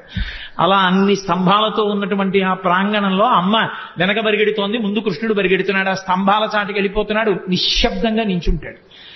అమ్మ పరిగెత్తి ఆయాస పడిపోయి ఇలా చెమట్లు కారిపోతూ ఏడి పిల్లాడని చెప్పి ఇలా చూస్తుంటే ఏమీ తెలియని వాళ్ళ ఇలా కన్ను నిలిమేసుకుంటూ దొంగేడు పేడుస్తూ దాని పక్క నుంచి ముఖం ఒకటి బయట పెట్టి అమ్మ నన్ను కొట్టకమ్మా, నన్ను పట్టుకోకమ్మా, నేను ఇంకెక్కడికి దొంగతనానికి వెళ్ళనమ్మా, వెన్న పట్టరానమ్మా అడిగిందా అమ్మ ఇవన్నీ.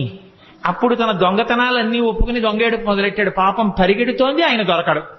ఆఖరికి చూశాడు వడల చెమటల గయనుత్తరీయము జార తిరుముకున్న విరులు నేలజార పట్టరాని తనను పట్టెదనని చింత కట్టుకున్న తల్లి కరుణ చూచి. అయ్యో పాపం అమ్మ కట్టుకున్నటువంటి ఆ చీర జారిపోతోంది, పమిట జారిపోతోంది, పెట్టుకున్న పువ్వులు పడిపోతున్నాయి, ఆ కొప్పు వీడిపోతోంది, ఒళ్ళు చెమట పట్టేసింది. పిచ్చమ్మ నన్ను పట్టుకోవాలనుకుంటోంది. నన్ను పట్టుకోవాలనుకున్న వాళ్ళకి పట్టుబడేవాడినా నేను? పట్టుబడేవాణ్ణి కానని తెలియక పరిగెడుతున్న అమ్మకి నేను చిక్కిపోవాలనుకుని చిక్కిపోయాడు. చిక్కడు సిరికౌగిటిలో చిక్కడు సనకాది యోగి చిత్తాబ్జములన్ చిక్కడు శృతిలతి కావడి చిక్కెనతడు లీల తల్లి చేతన్రోలన్. ఎవ్వరికీ దొరకనటువంటి పరమాత్మ అమ్మ చేతికి దొరికిపోయాడు. అమ్మో ఎంత అల్లరి చేసింది. యశోద మోకాళ్ళ మీద కూర్చుంది, చెయ్యిలా పట్టుకుంది.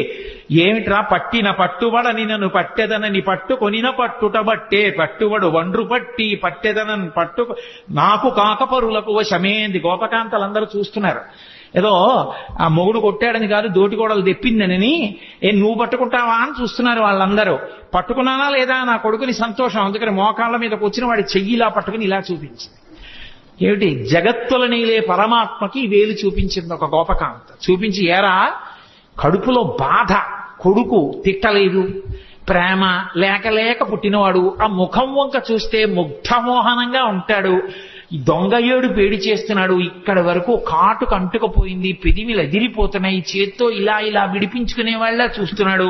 చిన్న పిల్లాడు, పట్టుదట్టి కట్టినటువంటి చిన్న కొప్పు, దానికి పెట్టిన ముత్యాల సరాలు కొడదామనుకుంది కానీ కొట్టలేకపోయింది. వీరెవ్వరు శ్రీకృష్ణులు కారా ఎన్నడును వెన్న తినరట చోరత్వం మించుకొను నెరయరట ధరిత్రినెట్టి నీతులు కలరే. ఏరా పాపం నువ్వు ఎప్పుడు దొంగతనం చేయవుట, ఇంత వెన్న కూడా తినవుట, పాపం నేను అంతా దాచేసుకుంటున్నాను రా, నిన్ను కని నా కడుపు ఖాళీ అయిపోయింది కదూ, నేను తినేస్తున్నాను, నీకెప్పుడు పెట్టనే. అమ్మ పిల్లాడి మీద దెబ్బలాడితే ఎంత అమాయకంగా దెబ్బలాడుతుందో అలా దెబ్బలాడి నిన్ను కట్టేస్తానని వికచకమలనగిన వేరొక ఇంటిలో వెలయరోలు తిరగవేసి ఎక్కి ఆ ఇంట్లో గెడుతోంది, అక్కడ గెడుతోంది, ఆ రోజు దగ్గరికి గెడుతోంది, ఆ తాడు ముక్కలన్నీ తీసుకొస్తోంది, పొట్ట చుట్టూ తిప్పుతోంది, 2 అంగుళాలు తక్కువ వస్తోంది. ఇలా విడిచిపెట్టి తాడు ముడేస్తే పారిపోతాడు. ఆ నడుం చుట్టూ చెయ్యేసి ఇలాగే పెట్టి 2 ముళ్ళేస్తోంది, మళ్ళీ పొట్ట చుట్టూ తిప్పుతోంది, మళ్ళీ 2 అంగుళాలు తెస్తోంది, మళ్ళీ తక్కువ వస్తోంది, మళ్ళీ తిప్పుతోంది. ఎందుకు 2 అంగుళాలు తక్కువ వస్తోందని ఆవిడ ఆలోచించు. నేను పట్టగలను, నేను కొట్టగలనంటే దొరికే మనిషి ఆయనంతటా ఆయన పట్టుబడాలి గాని ఆఖరికి తెచ్చింది ఆఖరికి ఆ తాడుకి 2 అంగుళాలు సరిపోయింది, కట్టేసింది. పోతన గారు అన్నారు, జ్ఞానులచే దానులచే మౌనులచే యోగ సంవిధానులచే తన్పూని నిబద్ధుండగునే శ్రీనాథుడు భక్తియుతుల చేతన్ బోలన్ అన్నారు. నేను కట్టెయ్యాలని తాపత్రయపడి ఒళ్ళంతా చెమట పట్టిన యశోదాదేవికి తాను దొరికిపోవాలని దొరికిపోయినటువంటి చిన్ని కృష్ణుడు తప్ప నిజంగా లోకంలో ఆయనని పట్టగలిగిన వాళ్ళు ఉన్నారా, కట్టగలిగిన వాళ్ళు ఉన్నారా? అలా కట్టేసి తీసుకెళ్లి రోటికి కట్టేసింది. ఉలూకల బంధన లీల అని ఆయన్ని కట్టిన లీల విన్నంత మాత్రం చేత కర్మపాశములు తెగిపోతాయి. అసలు చిన్ని కృష్ణుడిగా ఆయన చేసిన అల్లరి యశోదాదేవి పొందిన ఆనందం బహుశಃ ఎవ్వరూ పొందరు. భాగవతం పద్యాలు నోటికి వచ్చిన వాళ్ళు ఇంట్లో పసిపిల్లలు ఉంటే పాడుకుని ఎప్పటికప్పుడే ఆ సందర్భాన్ని చూసి ఆ పద్యాలు చదువుకుని సంతోషపడిపోవచ్చు. అసలు ఆ పిల్లలకి స్నానం చేయించడం ఎంత అందంగా వర్ణించారండి పోతన గారు. ఆ పిల్లాన్ని పడుకోబెట్టి బాలునికి నూనె తలయంటి పసుపు రాసి బోరు కాడించి హరి రక్ష పొమ్మటంచు జలములొక కొన్ని చుట్టి రాతల్లి దీవించి తొట్ల నుంచి పాడిరయ్యు విధలెల్లా అన్నారు. పసిపిల్లలకి స్నానం చేయిస్తే ఎలా చేయిస్తారో అలా వృద్ధ గోపకాంతలు వచ్చి ఆ పిల్లాన్ని ఇలా కాళ్ళు ఇటువైపు పక్కకి తల కిందకి ఉండేటట్టుగా పడుకోబెట్టి నూనెలో చేయి కృష్ణ పరమాత్మని పడుకోబెట్టుకుని ఆయన ఒళ్ళంతా నూనె రాసి వెనక్కి తిప్పి బోర్లా పడుకోబెట్టి ఆ వీపుకంతా నూనె రాసి ఆయన్ని ఒళ్ళంతా పసుపు రాసేసి ఇలా పైకి తీసి కూర్చోబెట్టి పిల్లాడి తల నిలబెట్టడం చేతకాక ఇలా అంటుంటే తల వెనకాల ఇలా పట్టుకుని ముందు ఇలా చేయి పెట్టమని ఉక్కిరి బిక్కిరి అయిపోతాడని తలమించి గోరువెచ్చటి నీళ్లు పోసేస్తుంటే అంటూ బొత్స అక్కడిస్తూ ఆయన స్నానం చేసిన తర్వాత ఆ నీళ్లు ఇలా చెట్టు తిప్పి నీకు శ్రీరామరక్ష 1000 ఏళ్ల ఆయుష్ 1000 ఏళ్లు ఐశ్వర్యంతో ఉండాలి, బుట్టడు పిల్లలతోటి 2 బుట్టల మనవలతోటి 3 బుట్టల మునిమనవలతోటి 4 బుట్టల ఇనుమనవలతోటి నీ ఇంటికి ఎప్పుడు అతిథులు వస్తూ ఎప్పుడు కంచాలు వేస్తూ అన్నాలు పెడుతూ ఐశ్వర్యంతో పాండిత్యంతో పద్యాలు చెప్తూ సభా గౌరవాలు పొందుతూ ఎంతో గౌరవాన్ని పొందాలరా నాన్న అని చెప్పి ఆ తల్లి ఆ గోపకంతా ఆశీర్వచనం చేస్తోంది. ఎవరికి? లక్ష్మీనాథుడైనటువంటి పరమాత్మకి. అందుకెళ్ళాడు నందవ్రజానికి. అమాయకుడై వెళ్ళలేదు. వాళ్ళు ఎంత స్వచ్ఛమైన హృదయాలున్న వాళ్ళు. అందుకే ఎవరైనా తనక కొడుకు పుడితే ఆనందిస్తారు. అందులో కొడుకులు లేని వాళ్ళు చాలా మంది ఉన్నారు. అదే యశోదకి కొడుకు పుట్టాడని తెలియగానే వాళ్ళు ఎంత సంతోషపడిపోయారో. ఏమినోమ ఫలమో ఇంత ప్రొద్దొక వార్త వింటిమ బలలా రవీనులరా మన యశోద చిన్న మగవానిక నిన్నట చూచివత్తమమ్మ సుధతులార నలనివాడు చలనివాడు చిన్నవాడు చిక్కినాడు ఏ నోమ ఫలమో ఏ పూర్వ ఫలమో అంటూ వాళ్ళందరూ ఆ యశోద దగ్గరికి వెళ్ళి సూతికాగృహంలోకి ఆడవాళ్ళు ఎడతారు, మగవాళ్ళు వెళ్ళకూడదు. మగవాళ్ళు బయట నించున్నారు. ఆ నందుడి దగ్గరికి వెళ్ళి నందుడిని అభినందిస్తారు, కొడుకు పుట్టేట కదా అని. నందుడు రాజుగారి దగ్గరికి వెళ్ళేటప్పుడు మరి కొంచెం డాంబికంగా వెళ్ళాలి. మరి కంచుకములు తలకట్లను కాంచన భూషాంబరములు మెరయగ గోపకు లేతించిరి మంచి పదార్థములు కొనుచు మాధవు చూడన్. మాధవుడు అన్నారు. పుట్టినవాడు లక్ష్మీపతి, శ్రీయప్పతి. అందుకే ఆయన పుడితేట మిగిలిన వాళ్ళకి తెలియలేదు గాని క్రేళ్లురికె మసలిలేగలు మల్లడిగుని రెంకెలిడియమద వృషభంబుల్ పెళ్ళున ముదుగుల పొదుగుల చల్లించన్ పాలు బాలు సంభవ వేళన్ అన్నారు పోతన గారు. ఈయన పరమాత్మ పరిపూర్ణావతారం కృష్ణుడు మా వెనకాతలు వస్తాడు. మమ్మల్ని అందరినీ ఇలా ఒళ్ళు నిమురుతాడు. సాయంకాలం వేళ మమ్మల్ని కడతాడు. బంధనాలు విప్పే పరమాత్మ మాకు బంధనాలు వేస్తాడు. ఆయనే మమ్మల్ని తడుగుతాడు, ఆయనే మాకు గడ్డి పెడతాడు, ఆయనే పాలు పితుకుతాడు. మా అదృష్టం అన్నైట. లీలాశుకుడు పొంగిపోయాడు. గోధూళిధూ సరిత కోమల గోపవేషం గోపాల బాలక శతైరనుగమ్యమానం సాయంతనే ప్రతిగృహం పశుబంధనార్థం గచ్చంతమచ్యుత శిశుం ప్రణతోస్మి నిత్యం అన్నాడు. ప్రతిరోజు సాయంకాలం అయ్యేటప్పటికి ఆ ఆవుల్ని దూడల్ని కొన్ని వేల దూడల్ని తరువుకొస్తూ వాటన్నిటికీ పేర్లు పెట్టేవాడు. సే లక్ష్మి, అంబ, కళ్యాణి, సరస్వతి, పార్వతి మీ అందరిగో వీళ్ళ ఇంట్లోకి వెళ్ళిపోండి అనేవాడు. ఆవులన్నీ వీళ్ళ ఇంట్లోకి వెళ్ళిపోయి ఆ గోపకాంతలందరికీ చిన్ని కృష్ణుడిని చూస్తే సంతోషం. కృష్ణ కృష్ణ ఈ పార్వతి అస్సలు మాట వింటలేదు, కొంచెం కట్టేసి వెళ్ళిపోదు అనేవాడు. అంటే ఆ ఆవు పలు పట్టుకుని ఇలా గట్టిగా లాగుతుంటే డొక్కలు అక్కలించిపోయి ఉరప్పంజరం బయటికి వస్తే ఆ ఆవు నిగడదని నించుని ఆఖరికి ముందుకి గబుక్కును వదిలేస్తే కింద పడిపోయిన కృష్ణుడు మళ్ళీ లేచి ఆ పలుపు పట్టుకుని వెళ్ళి కట్టేస్తుంటే ఆ గోపకాంతలు నవ్వేవారట. అందరి బంధనాలు విప్పేసే కృష్ణ, నువ్వు సాయంకాలం గోధూళి మీద పడి ఉండగా వెళ్ళి ఆ ఆవుల్ని కడుతున్నటువంటి దృశ్యం నా మనసులో నిలబడిపోయింది, ప్రతిరోజు నమస్కరిస్తానన్నాడు ఇది రాచకుడు. అందుకే గోధూళి ధూసరిత కోమల గోపవేషం గోపాల బాలక శతైరనుగమ్యమానం సాయంతనే ప్రతిగృహం పశుబంధనార్థం గచ్చంతమచ్యుత శిశుం ప్రణతోస్మి నిత్యం. ప్రతిరోజు నమస్కరిస్తాను ఆ కృష్ణ స్వరూపానికి అన్నాడు. ఆవులు దూడలు ఎంత పొంగిపోయాయో, కృష్ణుడు పుట్టాడని షేరు పాలిచ్చే ఆవులు 2 షేర్ల పాలిచ్చేసేట. ఈ ఆభీర కుమారుడు వీరుండై వీరవైరి జేతయునై శ్రీయుతుడై దీర్ఘాయుష్మంతుండగునని పాయక దీవించినప్పుడు బ్రాహ్మణ జనముల్ దుందుబులు మెరసె గాయక సందోహము పాడే సూత సముదాయముతో వందిజనులు కీర్తించిరి కందుగ వీతించ భద్రకాహళ రవముల్ అంటారు పోతన గారు. ఆ నందుడు ఎంత సంతోషపడిపోయాడో, ఎన్ని గోవులు దానం చేసేశాడో.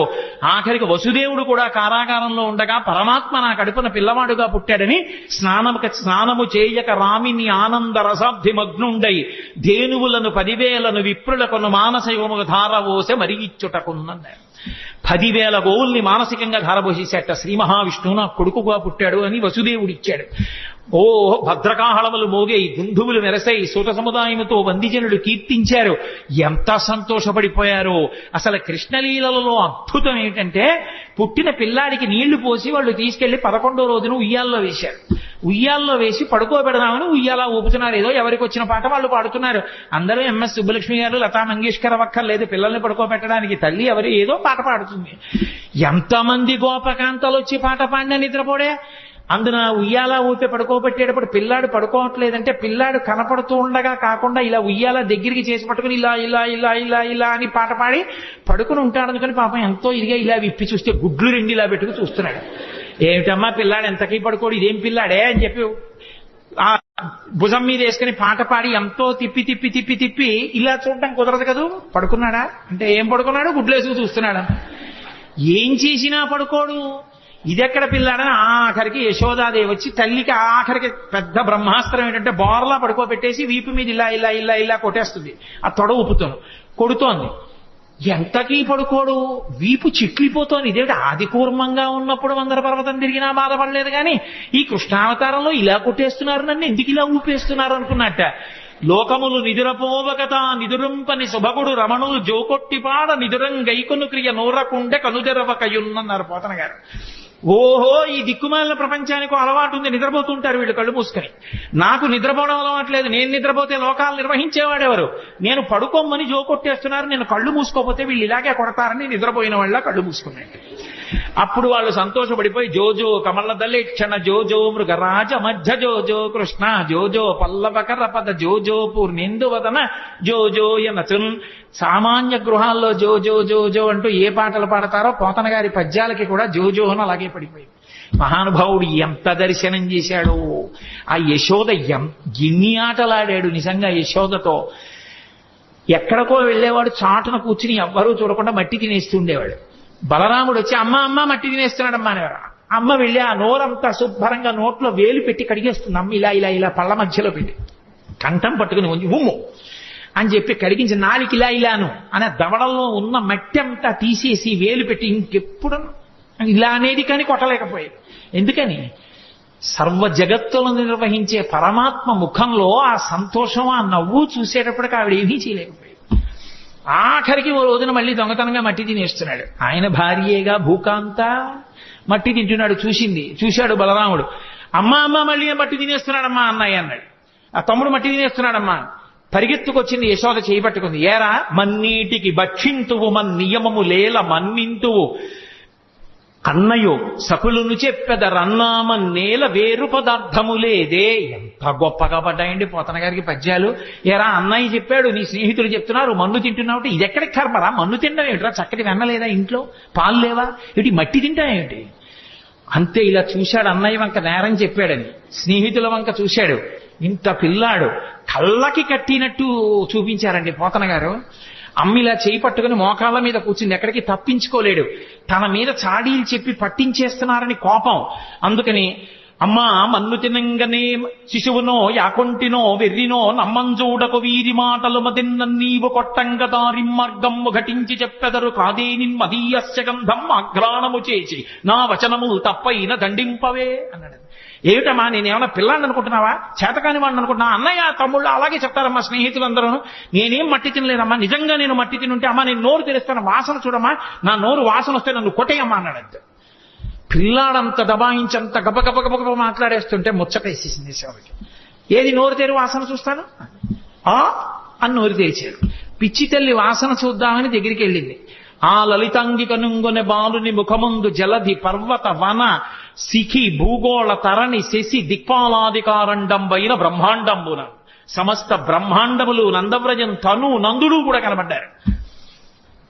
కలయో వైష్ణవమాయయో ఇతర సంకల్పద్ధమో సత్యమో తలపన్నీరగయున్నదానను యశోదాదేవి కానో పరస్థలమో బాలకుడెంత వీని ముఖస్తంభై అజండమ్ము ప్రజ్వలమయ్యుండుటకేది హేతువో మహాశ్చర్యంబు చింతింపగన్. ఆశ్చర్యపోయింది, వీడి పిల్లాడా పరమాత్మ అనుకుంది. తనని ఎక్కడ పరమాత్మ అనుకుంటుందో అమ్మ ప్రేమకి దూరం అయిపోతానని మాయ గమ్మేశాడంతే.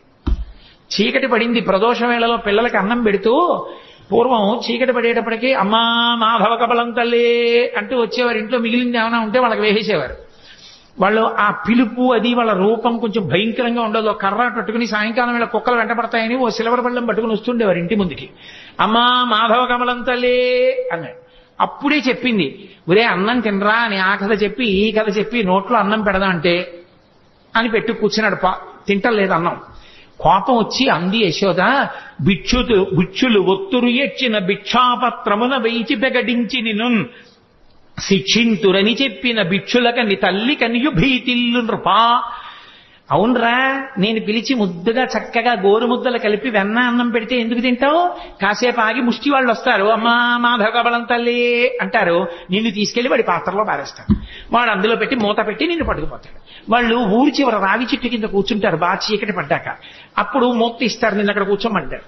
వాళ్ళు తెచ్చుకున్న అన్నం అంతా తింటారు. అప్పుడు ఆకలి వేస్తుంది కదా, అప్పుడు బాబు నాకు కూడా కొంచెం పెట్టరా అండి అని అడుగుతూ కానివి నోర్మై అని వాళ్ళు తింటారు. అప్పుడు ఏడుస్తూ కూర్చుంది కానీ అప్పుడు అమ్మ ఉండదుగా పెట్టడానికి అంది.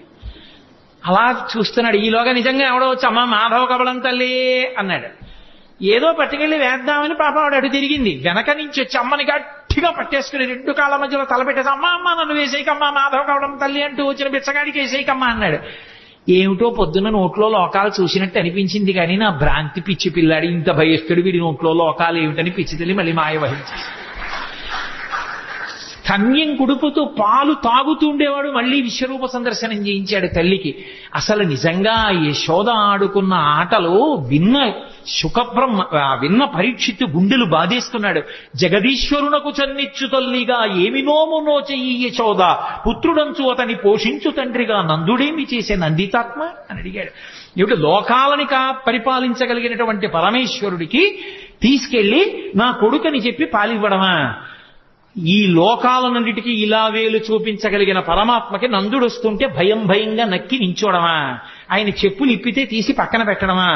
నాన్నగారండి అని మంచినీళ్లు తెచ్చి ఇవ్వడమా?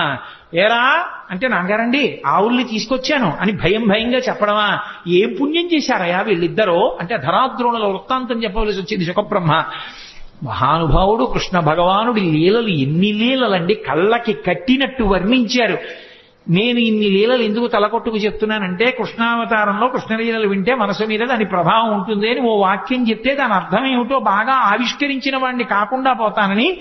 అవి వింటున్నప్పుడు మన మనసులో కృష్ణ పరమాత్మ యొక్క ముద్ర ఎలా పడుతుంది, ఆ లీలల వలన మనకి ఎంత ప్రయోజనాన్ని చేకూర్చాలని చేశాడన్న దానికోసం నేను ఈ లీలల్ని ఆవిష్కరించడం జరిగింది. నిజంగా కాళీయమర్దనంలో వెసదామోదరు పాదఘాతనకతుల్ వేవేల చందంబులన్ ప్రసభాటోపమచూప బాపపణ భృచ్చటామండలం వసహంబై పగిలిన్ మళుల్ చదరగా నాస్యంబులన్ చోడితం వెసగన్ దంస్ట్రలు నుగ్గుగాక గరడ వహ్నిజ్వాలికల్ వెల్వడన్. ఆ తోక పట్టుకుని ఆ పడగల మీదకెక్కి ఒక్కొక్క పడగ కిందకి దిగేట్టుగా గుద్ది పైకి లేస్తుంటే మళ్ళీ ఎక్కి తొక్కుతుండేవాడు.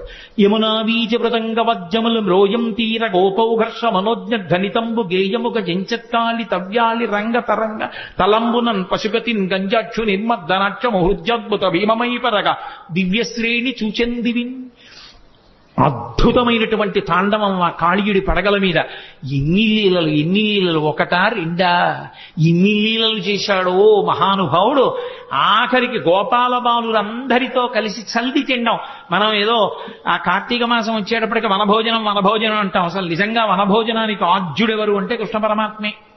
గోపాల బాలురందరితో కలిసి ఆ చల్ది బంతులు తినడం కోసమని బయలుదేరాడు. ఏదో ఇంట్లో ఉన్నటువంటి సద్యన్నం ఆవకాయ ముద్దలు పట్టుకుని బయలుదేరారు వాళ్ళందరూ. ఓడి పెసరావకాయ, ఓడి ఆవకాయ, ఒకడు మాగాయ, ఒకడు కాయావకాయ, రకరకాల బూరగాయలు అన్ని పట్టుకుని బయలుదేరారు. అందరూ వెళ్ళారు. చిత్రం ఏమిటంటే ఆ పిల్లలకి కృష్ణ పరమాత్మ చెప్తే తప్ప ఆకలేస్తోందన్న విషయం కూడా తెలియదు. ఆ స్వరూపం అటువంటిది. ఎండన్మగ్గితిరకటింబడితిరా రెండు ఎలా విచారింపగా రెండో బాలకులారయనచున్. ఆకలేస్తోంది, మీకు ఎండెక్కిపోయింది, రెండిరా అన్నం తినండిరా అని అందరినీ పిలిస్తే వాళ్ళు ఇలా పంక్తి వేసుకుని తినరు వాళ్ళు. ఎందుకంటే వాళ్ళకి కృష్ణుడు కనపడాలి. అందుకని వాళ్ళు గుండ్రంగా కూర్చుంటారట. పోతన గారు అన్నారు, జలజంత స్థిత కన్నికం తిరిగిరా కూర్చుండి వీక్షించచున్ శిలలున్ పల్లవముల్ లతల్ తీగలు పత్రంబులు పుష్పంబులు కంచంబులుగా భుజించిరతటన్ గోపర్భకుల్ భూవర. జలజాంత స్థిత కన్నికం తిరిగిరా సంఘంబులయ్యున్న. వాళ్ళందరూ ఒక పద్మం ఎలా ఉంటుందో దానికి రేకులు చుట్టూ ఎలా ఉంటాయో అలా ఉంటే మధ్యలో దుద్దులో కృష్ణుడు నించుంటాడు. వాళ్ళకి ఎంత భక్తి అంటే తెలిసో తెలియకో ఆ మధ్యలో నిలబడిన కృష్ణుడు ఏదో పరమాత్మ స్వరూపంగా నిలబడ్డం కాదు. ఆవుల్ని దూడల్ని కాసే కృష్ణుడు ఎలా ఉంటాడో అలాగే మట్టి కాళ్ళతో మట్టి చేతులతో పొద్దున్న స్నానం చేయరు, సాయంకాలం స్నానం చేస్తారు గోపాల బాలురు. అందరితో కలిసి వచ్చి వాళ్ళ మధ్యలో నిలబడి కూర్చుని తినడం కూడా కాదు, అలా నిలబడి కడుపున దిండుగా కట్టిన వలువలో లాలిత వంశనాళంబుజునిపి విమల శృంగంబును వేత్రదండంబును జారిరా నీకడా చంక నిరిగి మీగడ పెరుగుతో మేళవించిన చల్ది ముద్దయా వలిచే తన నయనునిచి చలరేగి కొసరి తెచ్చిన ఊరగాయలు వేళ్ల సందులను తాన నయనునిచి సంగడీలనడు మచక్కగా కూర్చుండి నర్మభాషణముల నగవు నెరపి యాగభోక్త కృష్ణుడు అమరులు వెరగొంద శైశవంబు మెరసి చల్ది కుడిచే. పోతన గారు పొంగిపోయారంతే. అసలు ఆయన మధ్యలో నిలబడి ఆ పైన దట్టి తీసి ఇలా కడుపుకి అడ్డంగా పెద్ద బట్ట కట్టి ఏదో దిండు కట్టినట్టుగాను ఆ వేణువు తీసి అందులో పక్కకి దోపుకుని ఆవుల్ని దూడల్ని పిలవడానికి ఉపయోగించేటటువంటి బోర కర్ర తీసి చంకలో పెట్టుకుని ఈ చెయ్యి ఇలా అంటే ఓ పడిపోతాయి, అందుకని ఇలాగే పెట్టుకుని అమ్మ పెట్టినటువంటి ఆ మేగడ పెరుగు ముద్ద ఒకటి ఎడం చేతిలో పెట్టుకుంటే కృష్ణ కృష్ణ మా ఇంట్లో ఆవకాయ పెచ్చు తినని ఓడిచ్చాడు, మా ఇంట్లో మాగాయ ముక్క తినని ఓడిచ్చాడు, అవన్నీ వేళ్ల మధ్యలో పెట్టుకుని ఇలా నాక్కుని ఇలా ముద్ద తింటూ వాడిచ్చిన ఎంగిలి ముద్ద తింటూ వాళ్ళల్లో వాళ్ళు ఇందులో పాత్రలోది అందులో పాత్రలోది ఏరుకు తినేస్తుంటే నేను ఇందుకు ఇలా చేయించుకోవడం, అందుకని అలా తినేస్తుంటే వాళ్ళు సంతోషంగా ఆ మధ్యలో నిలబడి తింటున్న ఎవరా కృష్ణుడు? యాగభోక్త కృష్ణుడమరులు వెరగొంద శైశవంబు మెరసి చల్ది కుడిచే. యాగభోక్త అయిన కృష్ణ పరమాత్మ స్వాహాకారంతో ఇస్తే తినవలసిన వాడు గోపాల బాలుల మధ్యలో ఇంగిళ్ళు తింటుంటే రంభాదులు నాట్యం చేశారు పైన. ఏమీ ఆశ్చర్యం రా, ఇంతకి కిందకు వచ్చేశాడో పరమాత్మ. ఏ పాములెరుగక ఏ పారు మేటికి పశుల కాపరి ఇంట పాము కలిగే, ఏ కర్మయును లేక వెలయునొక్కటికి ని జతకర్మంబులు సంభవించే, ఏ తల్లి చనుబాలు ఎన్నడెరుగని ప్రోఢ తల్లి యశోద చన్నుల పాలు త్రావనిరిగే, ఏ హాని వృద్ధుల నెరుగని బ్రహ్మంబు పొదివిటిలో వృద్ధి పొందనుందే, ఏ తపములనైన ఎలమి పండని పంట వల్లవీజనముల వాడపండే, ఏ చదువులనైన ఇట్టిట్టెదనరాని అర్థం అవయవముల యందు అందముందే. ఏమి అద్భుతం! వికారములు లేని పరమాత్మ యజ్ఞభోక్త వీళ్ల మధ్యలో నిలబడి సద్యన్నం తింటున్నాడా అని తెల్లబోయారు. అది కృష్ణావతారం అంటే అంత కిందకొచ్చేసింది. బ్రహ్మగారు ఆశ్చర్యపోయి వాడు పరమాత్మ అని ఆవుల్ని దూడల్ని దాచేశాడు. ఏమీ తెలియని వాళ్ళ వెళ్ళి చూశాడు. ఓహో, నా కొడుకు నా నాభికమలంలో పుట్టినవాడు, నన్నే మాయి చేద్దామని ఆవుల్ని దూడల్ని పట్టుకుపోయాడు. ఆయన పట్టుకుపోతే నేను సృజించలేనా ఏమనుకున్నాడు. మళ్ళీ ఏ ఆవుల్ని ఏ దూడల్ని ఏ మచ్చలున్నదాన్ని అలా ఆవుల్ని దూడల్ని చూసి ఇలా వచ్చేటప్పటికి పిల్లల్ని దాచేశాడు. వీళ్ళని దాచేస్తే నేను సృజించలేనా ఏమనుకున్నాడు. కరములు పదములున్ శిరంబుల్ లవనగ్నంబుల్ ముఖములున్ కన్నులు ముక్కులున్ శ్రవణములు దండనంబర సద్వేణు విషాణ భూషణ భయో భాషాగుణాఖ్యాన తత్పరతల్ద వీడవకుండ దల్చె విబుడా వత్సర్భకారముల్. ఏ ఆవు ఏ దూడ ఏ తోక దేని అలవాటు ఎలా ఉంటుందో, ఏది కుమ్ముతుందో, ఏది సాధువుగా ఉంటుందో, ఏది ఎంత పాలిస్తుందో, ఏ పిల్లాడు ఎలా ఉంటాడో, ఎవడికి పుట్టుమచ్చలు ఎక్కడుంటాడో, ఎవడు సన్నగా ఉంటాడో, ఎవడు లావుగా ఉంటాడో, ఎవడు ఎక్కువ తింటాడో, ఎవడు తక్కువ తింటాడో, ఎవడు పరిగెడతాడో, ఎవడు కూర్చుంటాడో, ఎవడు నీరసంగా ఉంటాడో, ఎవడికి అనారోగ్యమో, ఆ పిల్లల కింద ఆవుల కింద దూడల కింద తానే మారిపోయాడు. ఇంటికి వెళ్ళేటప్పటికే పోని తల్లులు గుర్తుపట్టగలరా? ఏ తల్లులకే బాలకు లేతెరుగున తిరిగి ప్రీతి కలిగింతురుమున్న తల్లుల కాబాలకు లాతెరగున ప్రీతి చేసినవనీనాథ అన్నాడు సుఖబ్రహ్మ. ఏ తండ్రి దగ్గర ఏ పిల్లవాడు ఎలా ప్రవర్తిస్తాడో అలాగే ప్రవర్తించేటట్టుగా తానే మారిపోయి ఇంతమందితో ఉన్నాడు. బ్రహ్మగారు అలా లోపలికి వెళ్ళి అన్నీ బంధించి పైకొచ్చి చూశాడు, అలాగే ఉన్నాయి. మళ్ళీ ఇప్పుడు ఆయన తెల్లబోయాడు. బ్రహ్మ పంపునగాని సృష్టి జరగదు ఎప్పుడు, బ్రహ్మనొక్కడగాని వేరొక బ్రహ్మ లేడు సృజింపంగా, బ్రహ్మ నేను సృజింపక ఏ బ్రహ్మమందు సృజింపబడే ఆ ఒక్కటి బ్రహ్మవు అది చూడగా. బ్రహ్మ నేను సృష్టించాలి, నేను సృష్టించకుండా ఇవన్నీ ఎవడు సృష్టించాడు? ఓహో, వాడురా బ్రహ్మము, పరబ్రహ్మము, వాడు నన్ను కన్న తండ్రి. పరిగెత్తుకొచ్చాడు. వచ్చి ఆవుల్ని దూడల్ని కాస్తూ వెన్నముద్ద తింటున్నట్టుగా నిలబడినటువంటి చిన్ని కృష్ణుడి కాళ్ళ మీద పడిపోయాడు. పడిపోతే అప్పుడు అది కృష్ణావతారం యొక్క మహాత్యం. అంటే బ్రహ్మగారంతటి వాడు ఇలా బ్రహ్మపదంబు వేదములకన్ వీక్షింపగానాని నిన్నీ లోకంబున ఈ వనాంతరమునంది మందలో కృష్ణయం చాలాపాది సమస్త భావములినీయందే నిక్షేపించు ఈ వ్రేలందొక్కని పాదరేణువులపై వేష్టించినం చాలదే అని అడిగాడు. నాకొద్దు దిక్కుమాల బ్రహ్మపదవి తీసేయి. ఇంతమంది పిల్లలు ఎన్నడునైన యోగి విభులవ్వని పాదపరాగమింతయున్ కన్నుల కానరట్టి హరి తద్దయు కైవడి చేడియాడుచున్ కౌగిట చెచ్చుచున్ తన్నుచు గుజ్జుతున్ నగచు తద్దయు కైవడి కూడియాడుచున్ మన్నన చేయు వల్లవ కుమారుల భాగ్యము వింతయొప్పునే.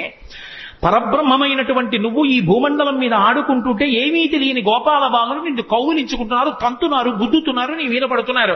అదా అదృష్టం, బ్రహ్మపదవి అదృష్టమా? ఎందుకు వచ్చింది? మాయ కమ్మింది నాకు, వద్దు తీసేయి.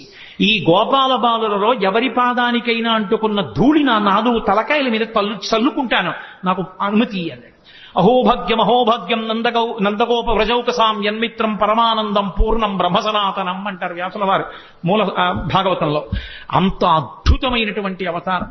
అటువంటి పరమాత్మ పెద్దవాడైన తర్వాత ఎంత రక్షణ చేశాడో పాండవులను. అసలు నిజంగా కృష్ణ పరమాత్మయే లేకపోతే పాండవులు లేనే లేదు. ఎన్ని సందర్భాల్లో ఎన్ని చోట్ల ఎంత రక్షించాడో. భీష్మాచార్యుల వారు స్వచ్ఛంద మరణం, ఆయన్ని నిగ్రహించగలిగిన వాడు లేడు. దేవతలందరూ వచ్చి ఒక పక్క నిలబడినా సరే ఆయన్ని నిర్జించలేరు. ఆయనే చెలరేగి యుద్ధం చేస్తుంటే ధర్మరాజు గారు భయపడిపోయాడు. నిద్ర పట్టక శిబిరంలో తిరుగుతుంటే కృష్ణ పరమాత్మని చూశాడు. చూశావా కృష్ణ, మా తాత భీష్మాచార్యుల వారు ఇలా విజృంభించి యుద్ధం చేస్తే నా సైన్యం అంతా మడిసిపోతుంది, ఎక్కడి నుంచి వస్తుంది నాకు విజయం అని అడిగాడు. పిచ్చివాడా, మీ తాత ధర్మపక్షపాతి. ఇదే సమయం, చీకటి పడిపోయింది, ఎవ్వరుండరు, నీ తాత శిబిరానికి వెళ్ళు. తాత ఇలా యుద్ధం చేస్తే మాకెక్కడి నుంచి విజయం వస్తుంది, తాత మార్గం లేదా అని అడుగు. పాపం మహానుభావుడు ఇంతమంది మనవల్ని పిల్లల్ని పెంచి పెద్ద చేసి రాజ్యరక్షణ చేసినందుకు చిట్ట చివరికి తన మనవడి చేత అడగబడ్డాడు, తాత నువ్వు ఎలా చచ్చిపోతావు చెప్పు అని. ధర్మరాజు గారు అడిగితే, ఒరే మనవడా, నేను చేతిలో ధనస్సు పట్టుకుని ఉన్నంత కాలం నన్ను పడగొట్టడం ఎవరికీ సాధ్యం కాదు. అంబ నా మీద పగబట్టి నన్ను చంపడం కోసం తపస్సు చేసి ఆడదై పుట్టి మగవాడిగా మారింది. ఆడదై పుట్టి మగవాడిగా మారింది కాబట్టి అంబ శిఖండిగా తిరుగుతోంది. శిఖండిని అర్జునుడి రథం మీద నిలబెట్టండి. శిఖండి ఎదురుగుండా కనపడితే నేను బాణం వెయ్యను, ధనస్సు కింద పెట్టేస్తాను. ధనస్సు కింద పెట్టిన తర్వాత శిఖండి వెనక నుంచి అర్జునుడిని నా మీద బాణప్రయోగం చెయ్యమను, ఒళ్ళంతా తూట్లుగా కొట్టేయండి, ఆ బాణపంజరంతో కింద పడిపోతాను, తర్వాత మీరు యుద్ధం చెయ్యండిరా అన్నాడు. కృష్ణ పరమాత్మ చెప్పబట్టి శిఖండిని ఎదురుగుండా పెట్టుకుని భీష్మాచార్యుల వారిని పడగొట్టారు. ద్రోణాచార్యుల వారు ఒకానొక సందర్భంలో విజృంభించి ధనస్సు పట్టుకుని వైరి పక్షంలో ఒక్కడిని బ్రతకనివ్వనని అగ్నిహోత్రంలా విజృంభించాడు. కృష్ణ పరమాత్మ దగ్గరికి వెళ్ళి ఏడిచాడు ధర్మరాజు. ఏం చేయమంటావు, ఎలా ఇప్పుడు సాక్షాత్తు గురువు ఆయన్ని ఎలా నిగ్రహించడం అని. ఒక్కటే కార్యం, భీమసేన నువ్వు వెళ్ళి అవతల వైపు సైన్యంలో అశ్వత్థామ అని పేరు కలిగినటువంటి ఏనుగుంది, నీ గదాదండంతో దాన్ని చంపేసిన తర్వాత గట్టిగా అరువు, అశ్వత్థామ హతః అన్నారు. మంచి యుద్ధం చేస్తున్నాడు ద్రోణాచార్యుల వారు. భీమసేనుడు వెళ్ళి ఆ ఏనుగుని చంపి ఒక పెద్ద అరుపు అరిచాడు, అశ్వత్థామ హతః అన్నాడు. నమ్మలేదు ద్రోణాచార్యుల వారు. నన్ను నా ఉత్సాహాన్ని తగ్గించడానికి అరుస్తున్నాడని అదే బాణ పరంపర కొనసాగిస్తున్నాడు. ధర్మరాజు పరిగెత్తికెళ్ళాడు కృష్ణుడి దగ్గరికి. పెద్ద ధర్మాన్ని నిలబెట్టడానికి చిన్న అధర్మం చెయ్యక తప్పదు ధర్మరాజా. అశ్వత్థామ హతః అండం నీకు ఇష్టం లేకపోతే నువ్వు కనపడు చాలు. మనసులో అనుమానం ఉంది ద్రోణుడికి, అడుగుతాడు. నువ్వు చెప్తే మాత్రం నమ్మి తీరుతాడు. ఆయన ధనస్సు వదిలేయాలంటే ఒక్కటే మార్గం, నువ్వు ఆయన ముందు చెప్పావో అశ్వత్థామ చచ్చిపోయాడని ధనస్సు కింద పడేస్తాడు. కొడుకు మీద వ్యామోహం. అందుకని అశ్వత్థామ హతః అను అంటే గురువు ఎదురుగుండా నిలబడిన వాడు అంత మాట అనడమా, నేను అననన్నాడు. ప్రాణమే పోయినా నేనన్నా. అనక తప్పదు. పెద్ద సత్యాన్ని పెద్ద ధర్మాన్ని ఆవిష్కరించడానికి చిన్న అధర్మం చెయ్యాలి, పోనీ అబద్ధం చెప్పద్దు. అశ్వత్థామ హతః అని గట్టిగా అని కుంజరహ అని మెల్లిగాను అన్నాడు. కుంజరహ అంటే ఏనుగు. ధర్మరాజు గారు వెళ్ళగానే చూశాడు ద్రోణాచార్యుల వారు అబద్ధం ఆడటం అని. ధర్మరాజా అశ్వత్థామ ఏమయ్యాడన్నాడు. అశ్వత్థామ హతః కుంజరహ అన్నాడు. ధర్మరాజు గారి నోటి వెంట ఆ మాట విన్నాడంతే వదిలిపెట్టేశాడు. వదిలిపెట్టేయడం ఏమిటి, బాణాలు కొట్టేశాడు అర్జునుడు. దృష్టజ్యుమ్నుడు ఒక్క దూకు దూకి ద్రోణాచార్యుల వారి శిరస్సు కోసేశాడు. ద్రోణాచార్యుల వారు చనిపోయారు. ద్రోణాచార్యుల వారే పడిపోకపోతే యుద్ధంలో గెలిపెక్కడిది? ఇవన్నీ ఒకెత్తు. సైంధవుడు యుద్ధానికి వచ్చినప్పుడు పరమశివుడి గురించి తపస్సు చేశాడు. పరమశివుడి గురించి తపస్సు చేసి పంచపాండవుల్ని గెలిచే వరం ఇమ్మన్నాడు. పంచపాండవుల్ని గెలవడం నీ తరం కాదు, పాశుపతాస్త్రం నేనే ఇచ్చే అర్జునుడికి. అర్జునుడిని తక్క మిగిలిన నలుగురిని ఒకరోజు మాత్రం యుద్ధంలో గెలుస్తా ఉన్నాడు. అర్జునుడు దూరంగా ఉండడం చూసి అభిమన్యు కుమారుడు పద్మవ్యూహంలోకి వెళ్తే సైంధవుడు నలుగురిని, ధర్మరాజు, భీముడు, నకులుడు, సహదేవుడిని నలుగురిని లోపలికి వెళ్లకుండా చూసి అభిమన్యుడు చచ్చిపోవడానికి కారణమయ్యేది. అందుకని సైంధవుడిలో అడ్డుపడ్డాడంటారు. రాత్రి శిబిరానికి తిరిగి వచ్చినటువంటి అర్జునుడు ఏడిచాడు కొడుకు చచ్చిపోయాడని. ఏడిచి మీరు నలుగురు ఎందుకు వెళ్ళి రక్షించలేదని అడిగాడు అన్నల్ని. సైంధవుడు అడ్డుపడ్డాడు, అతనికి వరం ఉందన్నారు. తొందరపడి ప్రతిజ్ఞ చేసేశాడు. రేపు సూర్యాస్తమయానికి నేను సైంధవుడి తల తరగకపోతే నేనే చచ్చిపోతానన్నాడు. అర్జునుడు బానే పడుకున్నాడు ఆ రాత్రి, కృష్ణుడు నిద్రపోలేదు. మహాభారతం చదివితే ఎంత భక్తపరాధీనుడు రా అనిపిస్తుంది. ఆఖరికి అటు ఇటు దొర్లుతూ ఉంటే సారథి దారుకుడు వచ్చి పిలిచాడు. ఎందుకు అలా ఉన్నారని అడిగాడు. ఎలా నిద్రపడుతుంది, తొందరపడి ప్రతిజ్ఞ చేశాడు. ద్రోణాచార్యుల వారు తక్కువడా, అర్జునుడినొక్కడిని ఆపేస్తే చాలు, రేపు ఖచ్చితంగా అర్జునుడు చచ్చిపోతాడు. ఆత్మహత్య చేసుకుని ప్రాణం వదిలిపెట్టేస్తే గెలుపు కౌరవులది.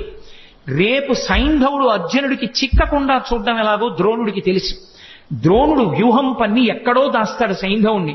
యుద్ధంలో అసలు అక్కడ దాకా వెళ్ళడం కుదరదు. ఎందుకంటే ద్రోణాది వీరులు ముందే ఉంటారు. స్వర్ణ కవచాన్ని అభిమంత్రించి కట్టాడు దుర్యోధనుడికి. వెళ్ళలేకపోయాడు అర్జునుడు. వెళ్ళలేకపోయి ద్రోణాచార్యుల వారే పెద్ద పర్వత శిఖరంలో ఎదురుగుండా నుంచి శకట వ్యూహం పన్నాడు. శకట వ్యూహం పన్ని లోపల ఎక్కడో చిట్ట చివర దాచేశాడు సైంధవుణ్ణి. పొద్దున్నైపోయింది, మధ్యాహ్నం అయిపోయింది, పొద్దు ఒరిగిపోతోంది. యుద్ధం చేస్తూనే ఉన్నాడు. ఎక్కడికో వెళ్ళాలి, ఇంకా మొదట్లో ఉన్నాడు. వ్యూహాన్ని ఛేదించనే లేదు. అయిపోయింది, సూర్యాస్తమయ వేళ అయిపోయింది. సైంధవుడు సంతోషపడిపోతున్నాడు. అమ్మయ్య, ఇక అర్జునుడు నా దగ్గరికి వచ్చే అవకాశమే లేదు, నేను చచ్చిపోనని. చిన్న బుచ్చుకున్నాడు అర్జునుడు. అయిపోతోంది సూర్యాస్తమయం, కాబట్టి చంపలేని సైంధవుణ్ణి. అయిపోయింది కురుక్షేత్ర యుద్ధం, నేను ప్రాణం విడిచిపెట్టవలసిందే. చూశాడు కృష్ణ పరమాత్మ అర్జునుడి యొక్క అవస్థ. చూశావా, తొందరపడితే బావా ఎలా ఉంటాయో పరిణామాలు, జాగ్రత్త వహించు, ఇప్పుడు నేనేం చేస్తానో చూడన్నాడు. మాయాతిమిరాన్ని సృష్టించాడు. అది సూర్యుడిని అడ్డింది. సూర్యాస్తమయం అయిపోయింది, అర్జునుడు కొట్టలేకపోతున్నాడే అన్నాడు. అలా మాటలు చీకటి పడింది అన్న మాట వినపడగానే అర్జునుడు దగ్గరలో లేడు కదా అని సైంధవుడు నిక్కి నిక్కి తలపైకెత్తాడు. తలపైకెత్తి నిలబడ్డాడు. బావా అడిగో సైంధవుడు కొట్టేయన్నాడు. బాణం వేసి వెంటనే తలని కొట్టాడు. కొట్టగానే మాయాతిబిరాన్ని తొలగించాడు. చీకటి పడ్డా కొట్టాడందాం అనుకున్నారు, మళ్ళీ సూర్యుడు పైకి వచ్చాడు. అమ్మా మనం పొరపాటు పడ్డాను రా, సూర్యాస్తమయం అవ్వలేదనుకుంటున్నారు. సైంధవుడి తల బావా కింద పడిందో నీ తల 100 వక్కలైపోతుంది. ఎందుకంటే సైంధవుడికి తండ్రి ఉన్నాడు, వృద్ధక్షత్రుడు ఆయన పేరు. ఆ వృద్ధక్షత్రుడికి తపస్సు చేస్తే పుట్టాడు, జయద్రథుడు అన్న పేరుతో సైంధవుడు. ఆయన పుట్టినప్పుడు అశరీరవాణి పలికింది. ఇతని యామరపాటులో ఉన్నప్పుడు ఒక సుక్షత్రియుడి ఇతని తల కొట్టేస్తాడంది. వెంటనే తండ్రి అన్నాడు, ఏ సుక్షత్రియుడు నా కొడుకు తల కొట్టి కింద పడేస్తాడో వాడి తల 100 వక్కలైపోతుంది అన్నాడు. ఎవడు తల కొట్టేస్తాడో, తల కొట్టి కింద పడేస్తాడో వాడి తల 100 వక్కలవుతుంది అన్నాడు. బావా నీకు తెలియదు, వాళ్ళ తండ్రి శాపం ఉందా, తల కింద పడిపోతే నీ తల 100 వక్కలైపోతుంది, అందుకు నా తల కింద పడకుండా బంతులాడన్నాడు. ఓ పక్క యుద్ధం చేస్తూ ఓ పక్క బాణం వేస్తూ సైంధవుడి తల కింద పడకుండా పైన బంతులాడాడు. బావా ఇటు యుద్ధం కష్టంగా ఉంది, పాశుపతాస్త్రం వేసి దీన్ని ఎక్కడో హిమాలయ పర్వతాల అవతల ఉన్నటువంటి ఆ శమంతక పంచకం దగ్గర కూర్చుని అసుర సంధ్య వేళ అవుతోందని సంధ్యావందనానికి కూర్చున్నాడు వృద్ధక్షత్రుడు. ధ్యానంలో ఉన్నాడు. ఆయన చేతుల్లో పడేటట్టు కొట్టు, వాళ్ళ తండ్రి చేతుల్లోనే పడుతుంది తలకాయ అన్నాడు. తిన్నగా పాశుపతాస్త్రం వేస్తే సైంధవుడి తలకాయ వెళ్ళి వృద్ధక్షత్రుడి చేతిలో పడింది. ఇదేమిట్రా అర్ఘ్యమిద్దాం అంటే చేతిలో తలకాయ పడింది, చెయ్యని ఇలా అన్నాడు కొడుకుని చూసుకోకుండా. ఆయన చేతిలోంచి తల కింద పడింది కాబట్టి ఎవరి చేతిలోంచి తల కింద పడిందో వాడి తల 100 వక్కలవ్వాలి. తండ్రి వృద్ధక్షత్రుడి తలకాయ 100 వక్కలైంది. కృష్ణుడు లేకపోతే అర్జునుడి బతికేమవును, పాండవులేమవును. మహానుభావుడు మహాభారత యుద్ధంలో ఒకసారి కాదు ఎన్ని మాటలో కర్ణుడు ఎదురుగుండా నిలబడి ఇంద్రుడిచ్చిన నాగాస్త్రాన్ని ప్రయోగిస్తే నాగాస్త్రం వచ్చేస్తోంది. ఇక అర్జునుడి కంఠం మీదకి వస్తోంది, తల నరికేస్తుంది. వెంటనే తన బొటనవేలు పెట్టి రథాన్ని నొక్కాడు. 5 అంగుళాలు కిందకి దిగిపోయింది. రథం భూమిలోకి దిగిపోతే ఆ వచ్చినటువంటి నాగాస్త్రం అర్జునుడి కిరీటాన్ని కొట్టింది. ఆ కిరీటం కింద పడిపోయింది. అర్జునుడు దక్కాడు. భగదత్తుడు యుద్ధం చేస్తూ వైష్ణవాస్త్రం ప్రయోగించాడు. ఆ వైష్ణవాస్త్రం తిన్నగా వచ్చి అర్జునుడికి కొట్టేస్తుంది. దానికి ఇంకెదురులేదు. అది వచ్చేస్తోంది. కృష్ణ పరమాత్మ అర్జునుడికి ఎదురు నిలబడితే అది వైజయంతి మాలగా పడిపోయింది.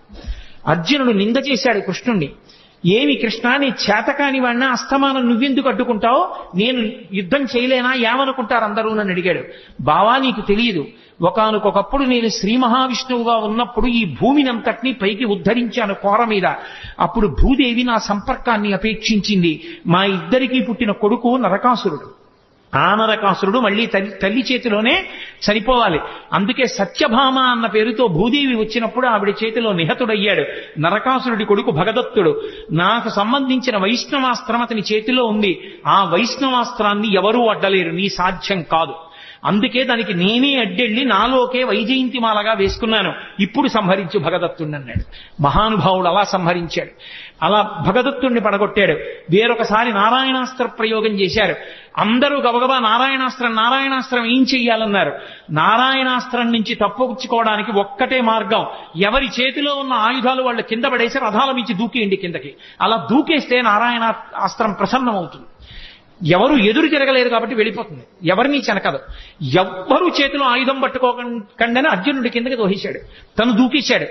అందరూ పాండవులు సైన్యం కిందకి దిగిపోయి ఆయుధాలు వదిలేసి నించున్నారు. ఇంతమంది కిందకి దిగిపోయి నించునుంటే భీమసేనుడు ఒక్కడు మాత్రం గర్వంతో నారాయణాస్త్రమైనా సరే నేను నా గద వినిపించి పెట్టండి గద పట్టుకుని తిరుగుతున్నాడు. వచ్చేసింది నారాయణాస్త్రం. ఎక్కడ చంపేస్తుందో అని అర్జునుణ్ణి తీసుకుని పరుగున వెళ్లి ఆ రథం మీదకి ఎక్కి ఆ భీముణ్ణి రథంలోంచి కిందకి తోసేశాడు. ఆ గద లాగేసుకొని కింద పడిపోయి ఆ ఆయుధం లేకుండా నించున్నాడు భీముడు. దాటి వెళ్ళిపోయింది నారాయణాస్త్రం. ఎన్ని మాటలు రక్షించాడు. ఒక మాట 2 మాటల మహాభారతం జరిగితే కృష్ణ పరమాత్మ యొక్క రక్షణ పాండవులకు ఎన్ని మాటలు రక్షించాడో మహానుభావుడు. ఎంతమంది రాక్షసుల్ని కురుక్షేత్రం వరకు రాకుండానే నిగ్రహించాడు జరాసంధాదులను. లేకపోతే ఎంత ప్రమాదం జరిగి ఉండేదో.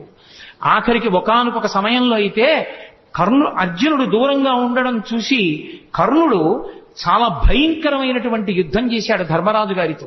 ధర్మరాజు గారు ఆ యుద్ధంలో తట్టుకోలేక కర్ణుడి చేతిలో విశేషంగా దెబ్బలు తిని ఇంటికి వచ్చాడు. అర్జునుడు తిరిగి వచ్చాడు. మా అన్నగారు ఇవాళ యుద్ధంలో ఇన్ని దెబ్బలు తిన్నారట అని బాధపడి ధర్మరాజును చూడ్డానికి వెళ్ళాడు.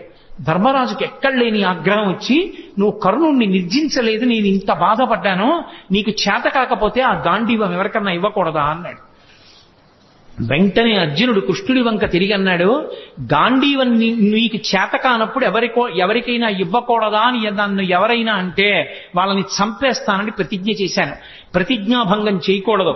కాబట్టి బావా నేను ఇప్పుడు ధర్మరాజు గారిని చంపేయాలి అన్నయ్యని ఎలా అని అడిగాడు. అడిగితే అయ్యో ఇప్పుడు ధర్మరాజు గారిని చంపేస్తే యుద్ధం ఎలాగయా, ఈ ప్రతిజ్ఞలు బాగున్నాయి, గాంధీవం ఎవరికన్నా ఇచ్చేయి అన్నవాడిని చంపేస్తానని ప్రతిజ్ఞ చేశావా? ధర్మరాజు అన్నాడా? అందుకని అన్నయ్యని చంపేస్తావా? ఇదెక్కడి ప్రతిజ్ఞ? చంపేయడంతో సమానం ఏమిటంటే ఏకవచన ప్రయోగం చేయడమే. గురువుని కాని, తండ్రిని కాని, అన్నని కాని ఏకవచన ప్రయోగం చేస్తే, అంటే గౌరవం తప్పించి ఏకవచన ప్రయోగం చేస్తే, ప్రత్యేకించి గురువుని చంపేసిన పాపం వేయడానికి ఎప్పుడేస్తారంటే ఏకవచన ప్రయోగం చేస్తే. అందుకని ఏకవచన ప్రయోగం చేయి, నువ్వు అని మాట్లాడితే నువ్వు ధర్మరాజుని చంపేసినట్టే, అక్కడతో వదిలిపెట్టేసేయను. ధర్మరాజుని నువ్వు అని సంబోధించి మాట్లాడాడు అర్జునుడు, కాబట్టి నువ్వు అన్నయ్యని చంపినట్టే, ఇంకా వదిలిపెట్టేసేయన్నాడు. మళ్ళీ అన్నాడు, నేను అన్నయ్యని చంపేసిన పాపం మూట కట్టుకున్నాను కాబట్టి నాకు ఈ దిక్కుమాలిన యుద్ధం వద్దు, నేనే చచ్చిపోతానన్నాడు. మళ్ళీ ఇదోటి మొదలెట్టావా? ఇప్పుడు నువ్వు చచ్చిపోతే ఎలా యుద్ధం జరుగుతుంది రా నాయనా అన్నాడు. అన్నయ్యనంత మాట అన్నాను, అన్నయ్యని చంపిన పాపం నా ఖాతాలోకి వచ్చింది కాబట్టి నేను చచ్చిపోతానంతే. ధర్మరాజునంత మాట అన్నాక ఇంకా నేను యుద్ధం చేయను అన్నాడు. ఇప్పుడు నువ్వు చచ్చిపోయినంత పని చెయ్యాలంటే ఒకటే, నిన్ను నువ్వు పొగుడుకో చచ్చిపోయినట్టే అన్నాడు. అంటే అప్పుడు అర్జునుడు తనని తాను పొగుడుకున్నాడు. ఇప్పుడు నువ్వు చచ్చిపోయినట్టే.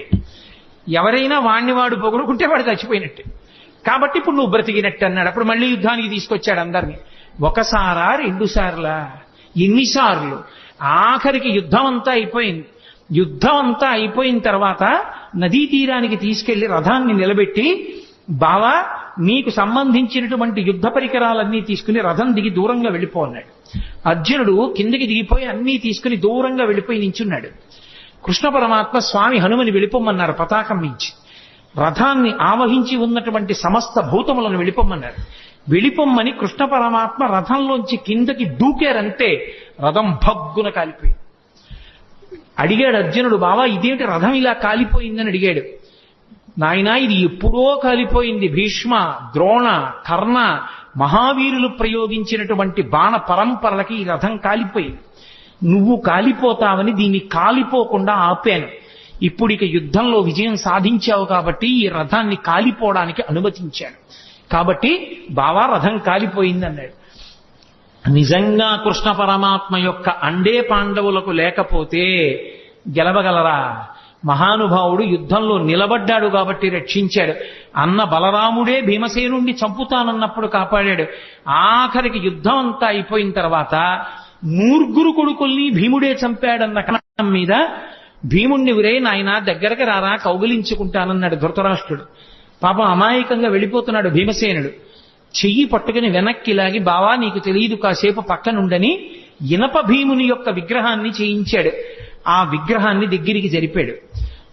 ఆ ధృతరాష్ట్రుడు వచ్చి, ఆయన బాహుబలం అటువంటిది, గట్టిగా కౌగిలించుకున్నాడు. ఆ భీముడి విగ్రహం పిండైపోయి కింద పడిపోయింది. అయ్యో భీమా చచ్చిపోయావా నాయనా అని దొంగేడుపు మొదలెట్టాడు. నువ్వు ఎడవక్కర్లేదులే, భీముడు బ్రతికే ఉన్నాడు, ఇప్పటికీ నీకు బుద్ధి రాలేదా అని మాట్లాడాడు. లేకపోతే ఏమైపోను, గాంధారి పంచపాండవుల్ని శపించాలనుకుంది. ఒక్కొక్కళ్ళని పిలిచి మాట్లాడితే హడిలిపోయి పారిపోయారు ఒక్కొక్కడు. చిట్ట చివర ధర్మరాజుని పిలిచింది. అమ్మ తప్పు చేసిన పిల్లాడిని పిలిస్తే, అమ్మా కొట్టినా నీ ఇష్టం, చంపినా నీ ఇష్టం అమ్మా, తప్పు చేశానండి కాళ్ల మీద పడిపోతే ఏమీ చేయలేని తల్లిలా ధర్మరాజు వచ్చి గాంధారి కాళ్ల మీద పడిపోతే పెద్ద నిట్టూర్పు విడిచింది. ఆ నిట్టూర్పు విడిచినప్పుడు ఆవిడ కళ్ళకి కట్టుకున్న బట్ట జారింది. జారినందుకు ఆవిడ కళ్ళల్లోంచి వచ్చినటువంటి కాంతి ఆ ధర్మరాజు గారి పాదాల వేళ్ల మీద పడింది. ఆయన వేళ్లు కాలి బొబ్బలెక్కిపోయాయి. అంతటి తీవ్ర దృక్కులతో చూసింది. చిట్ట చివరికి పాండవులను రక్షించినందుకు గాంధారి వలన కృష్ణ పరమాత్మ శాపం పొంది అవతార పరిసమాప్తి చేశారు. భక్తపరాధీనుడై మహానుభావుడు ఎంతమందిని రక్షించాడో. అందుకే భీష్మాచార్యుల వారు భాగవతంలో స్తోత్రం చేస్తూ, త్రిజగన్మోహన నీలకంతితను ఉద్దీపింప ప్రాభాత నీరజబంధు ప్రభమైన చేలముపయిన్ రంజిల్ల. ఆయన వచ్చినప్పుడు ఎంత అందంగా ఉంటుందంటేట కురుక్షేత్రంలో యుద్ధానికి, త్రిజగన్మోహన నీలకాంతితను ఉద్దీపింప, 3 లోకములు కూడా ఆకర్షింపబడేటంతటి అందమైనటువంటి నీలమేఘ ఛాయతో ఉంటాడు. తను ఉద్దీపింప ప్రాభాత నీరజ బంధు ప్రభమైన చేలము పయిన్ రంజిల్ల నీలాలక వ్రజ సంయుక్త బంధుర సేవ్యమై విజృంభింప మా విజయుంచేరుడు వన్యకాడు మది నావేశించు నెల్లప్పుడు అంటారు. ప్రాభాత నీరజ బంధు ప్రభమైన అంటే తామర పువ్వులకు మిత్రుడైనటువంటి ప్రభాతకాల సూర్య భగవానుడి యొక్క కాంతి ఎలా ఉంటుందో అటువంటి చేలములు కట్టుకున్నటువంటి వాడు. అటువంటి కృష్ణుడు అర్జునుడి రథం మీద కూర్చుని సారథ్యం వహించాడు కాబట్టి బ్రతికాడు. అదిగో ఆ భక్తపరాధీనుడైన కృష్ణుడున్నాడే, ఆయన నన్ను రక్షించుగాక అని చెప్పుకున్నాడు. హయరింకాముఖ ధూళి ధూసర పరిన్యస్తాలకోపేతమై రయజాత శ్రమతోయ బిందుగితమై రంజిల్లు నిమ్మోముతో జయము పార్థునకిచ్చు వెట్కనని నా శస్త్రాహుతించాలనొచ్చియు బోరించు మహానుభావు మదిలో చింతింతు నశ్రాంతమున్నంటాడు. ఆయన కర్మ ఎదురుగుండా సారథ్యం చేసేటప్పుడు యుద్ధం జరుగుతుంటే మాట వినపడదు. రథం ఇటు పోనీ అని చెప్పడానికి చేతిలో ధనస్సు ఉంటుంది, బాణం ఉంటుంది. అప్పుడు రథి వెనకాతల ఉన్నవాడు సారథిని పిలవాలంటే కాలెత్తి డొక్కలో పొడుస్తాడు. పొడిస్తే వెనక్కి తిరిగి చూడాలి. ఆయన కర్మ కాలి చేశాడా సారథ్యం. హయరింకాముఖ ధూళి ధూసర పరిన్యస్తాలకోపేతమై ముందు గుర్రాలు పరిగెడుతుంటే వాటి మించి పైకి రేగినటువంటి ధూళి ఒంటిని పట్టేస్తే చెమటలు పట్టి మట్టి అంటుకున్నవాడై అయినా కూడా జయము పార్థునకిచ్చు వెట్కనని నా శస్త్రాహుతించాలనొచ్చియు బోరించు మహానుభావు మదిలో చింతింతున శాంతమున్ అన్నాడు. నేను అన్ని అస్త్రాలు ప్రయోగిస్తుంటే వాటి ధాటికి తట్టుకుని ముందు సారథి మీద వేస్తుంటే సారథికి తగులుతాయి కాబట్టి వెనక అర్జునుణ్ణి రక్షించడానికి నా బాణములను ఎదుర్కొన్న కృష్ణుడున్నాడే, ఆయన నా మనస్సుని ఆవేశించుగాక. అలాగే మహానుభావుడు ఒక సూర్యుండు సమస్త జీవులకు తానొక్కొక్కడైతోచు పౌలిక ఏ దేవుడు సర్వకాలము మహాలీలన్ నిజోత్పన్న జన్య కదంబ హృత్సరోరుహములం నానా విధానో రూపకుడయ్యొట్టు ఈశ్వరుని ప్రార్థింతు నశ్రాంతమున్ అంటాడు. ఒక్క సూర్యుడు ఒక్కొక్కళ్ళకి ఒక్కొక్క సూర్యుడిగా కనపడినట్టుగా ఉండి అందరినీ రక్షించేటటువంటి పరమాత్మ రాశీభూతమై కృష్ణుడిగా అర్జునుడి రథం మీద కూర్చుని యుద్ధం చేశాడే, ఆయన మమ్ము రక్షించుగాక. అసలు కృష్ణావతార ఘట్టంలో పతాక స్థాయి భీష్మాచార్యుల వారితోటి. ఎందుచేత అంటే సర్వసైన్యాధిపత్యం భీష్మాచార్యుల వారికి ఇచ్చారు. ఈ పద్యంతో నా ఉపన్యాసాన్ని పూర్తి చేస్తాను. ఇటు సర్వసైన్యాధిపత్యం భీష్మాచార్యుల వారిది, అటు కృష్ణుడు ఏ ప్రతిజ్ఞ చేశాడని అడిగాడు భీష్ముడు. ఆయుధం పట్టట, కేవలం సారథ్యం మాత్రమే చేస్తాట, అలా ప్రతిజ్ఞ చేశాడన్నారు. ఓహో, అలా ప్రతిజ్ఞ చేశాడా? కృష్ణుడు పరమాత్మ అని భీష్ముడికి తెలుసు. భీష్ముడు అన్నాడు, నేను ప్రతిజ్ఞ చేస్తున్నాను, నేను కృష్ణుడి చేత ఆయుధం పట్టిస్తానన్నాడు. భక్తుడు నెగ్గాలా, పరమేశ్వరుడు నెగ్గాలా? యుద్ధం వచ్చింది, కృష్ణుడు ఆయుధం పట్టడుగా. భీష్మాచార్యుల వారు యుద్ధం చేస్తున్నారు. కృష్ణుడి చేత ఆయుధం పట్టిస్తే భీష్ముడు నెగ్గుతాడు, కృష్ణుడు ఆయుధం పట్టకపోతే కృష్ణుడు నెగ్గుతాడు. భగవంతుడా భక్తుడా ఇద్దరికీ వేదిక కురుక్షేత్రమైంది. భీష్మాచార్యుల వారు విపరీతంగా బాణ పరంపర విడిచిపెట్టేస్తున్నారు. తట్టుకోలేకపోతున్నాడు అర్జునుడు. వెనక్కి తిరిగి చూశాడు కృష్ణుడు, పూచిన మోదుగు చెట్టును కొట్టినట్టు కొట్టేస్తున్నాడు. రక్తం కారిపోతోంది అర్జునుడికి. అంతే, మరిచిపోయాడు తను చేసిన ప్రతిజ్ఞ. కుప్పించి ఎగసిన కుండలంబుల కాంతి గగన భాగం బెల్ల కప్పికొనగా ఉరికిన నోర్వక నుదరంబులో నున్న జగముల వ్రేగున జగతి కదుల చక్రంబు చేబట్టి చనుదించురయమునపైనున్న పచ్చని పటముజార నమ్మితి నాలా ఉనగుబాటు చేయకు మన్నింపుమని క్రీడి మరల దిగువ కరికి లంఘించు సింహంబు కరణి మెరసి నేడు భీష్ముని చంపుదు నిన్ను కాతు విడువు మర్జున యటంచు మద్ది శిఖవృష్టి తెరలి చనుదించు దేవుండు దిక్కు నాకు అని చెప్పుకున్నాడు భీష్మాచార్యుల వారు. ఎవరు నాకు దిక్కు అంటే చెప్పాడు. అదిగో ఆ రోజున నేను బాణ పరంపరలు విడిచిపెడుతుంటే అర్జునుడు తట్టుకోలేకపోతే ఎక్కడ అర్జునుడు కింద పడిపోతాడోనని అర్జునుణ్ణి రక్షించుకోవడం కోసం తను ఆయుధం పట్టనన్న ప్రతిజ్ఞని కూడా మర్చిపోయి పగ్గాలు విసిరి పారేసి రథం నుంచి కిందకి దూకేస్తే కుప్పించి ఎగసిన కుండలంబుల కాంతి గగన భాగం బెల్ల కప్పికొనగా ఆ దూకినప్పుడు కృష్ణుడి కుండలములు ఇలా ఊగితే వాటి కాంతి ఆకాశాన్ని కప్పేసింది. ఆయన కడుపులో ఉన్నటువంటి జగములన్నీ ఇలా ఊగిపోతే కోపంతో ఆయుధం పట్టనన్నవాడు చక్రం పట్టుకుని పరిగెత్తుకొచ్చేస్తుంటే పైనున్న పచ్చని పటముజార వేసుకున్న చటి ఆ ఉత్తరీయం జారి కింద పడిపోతుంటే నమ్మితినాలావు నగుబాటు చేయకు మన్నింపుమని క్రీడి మరల దిగువ.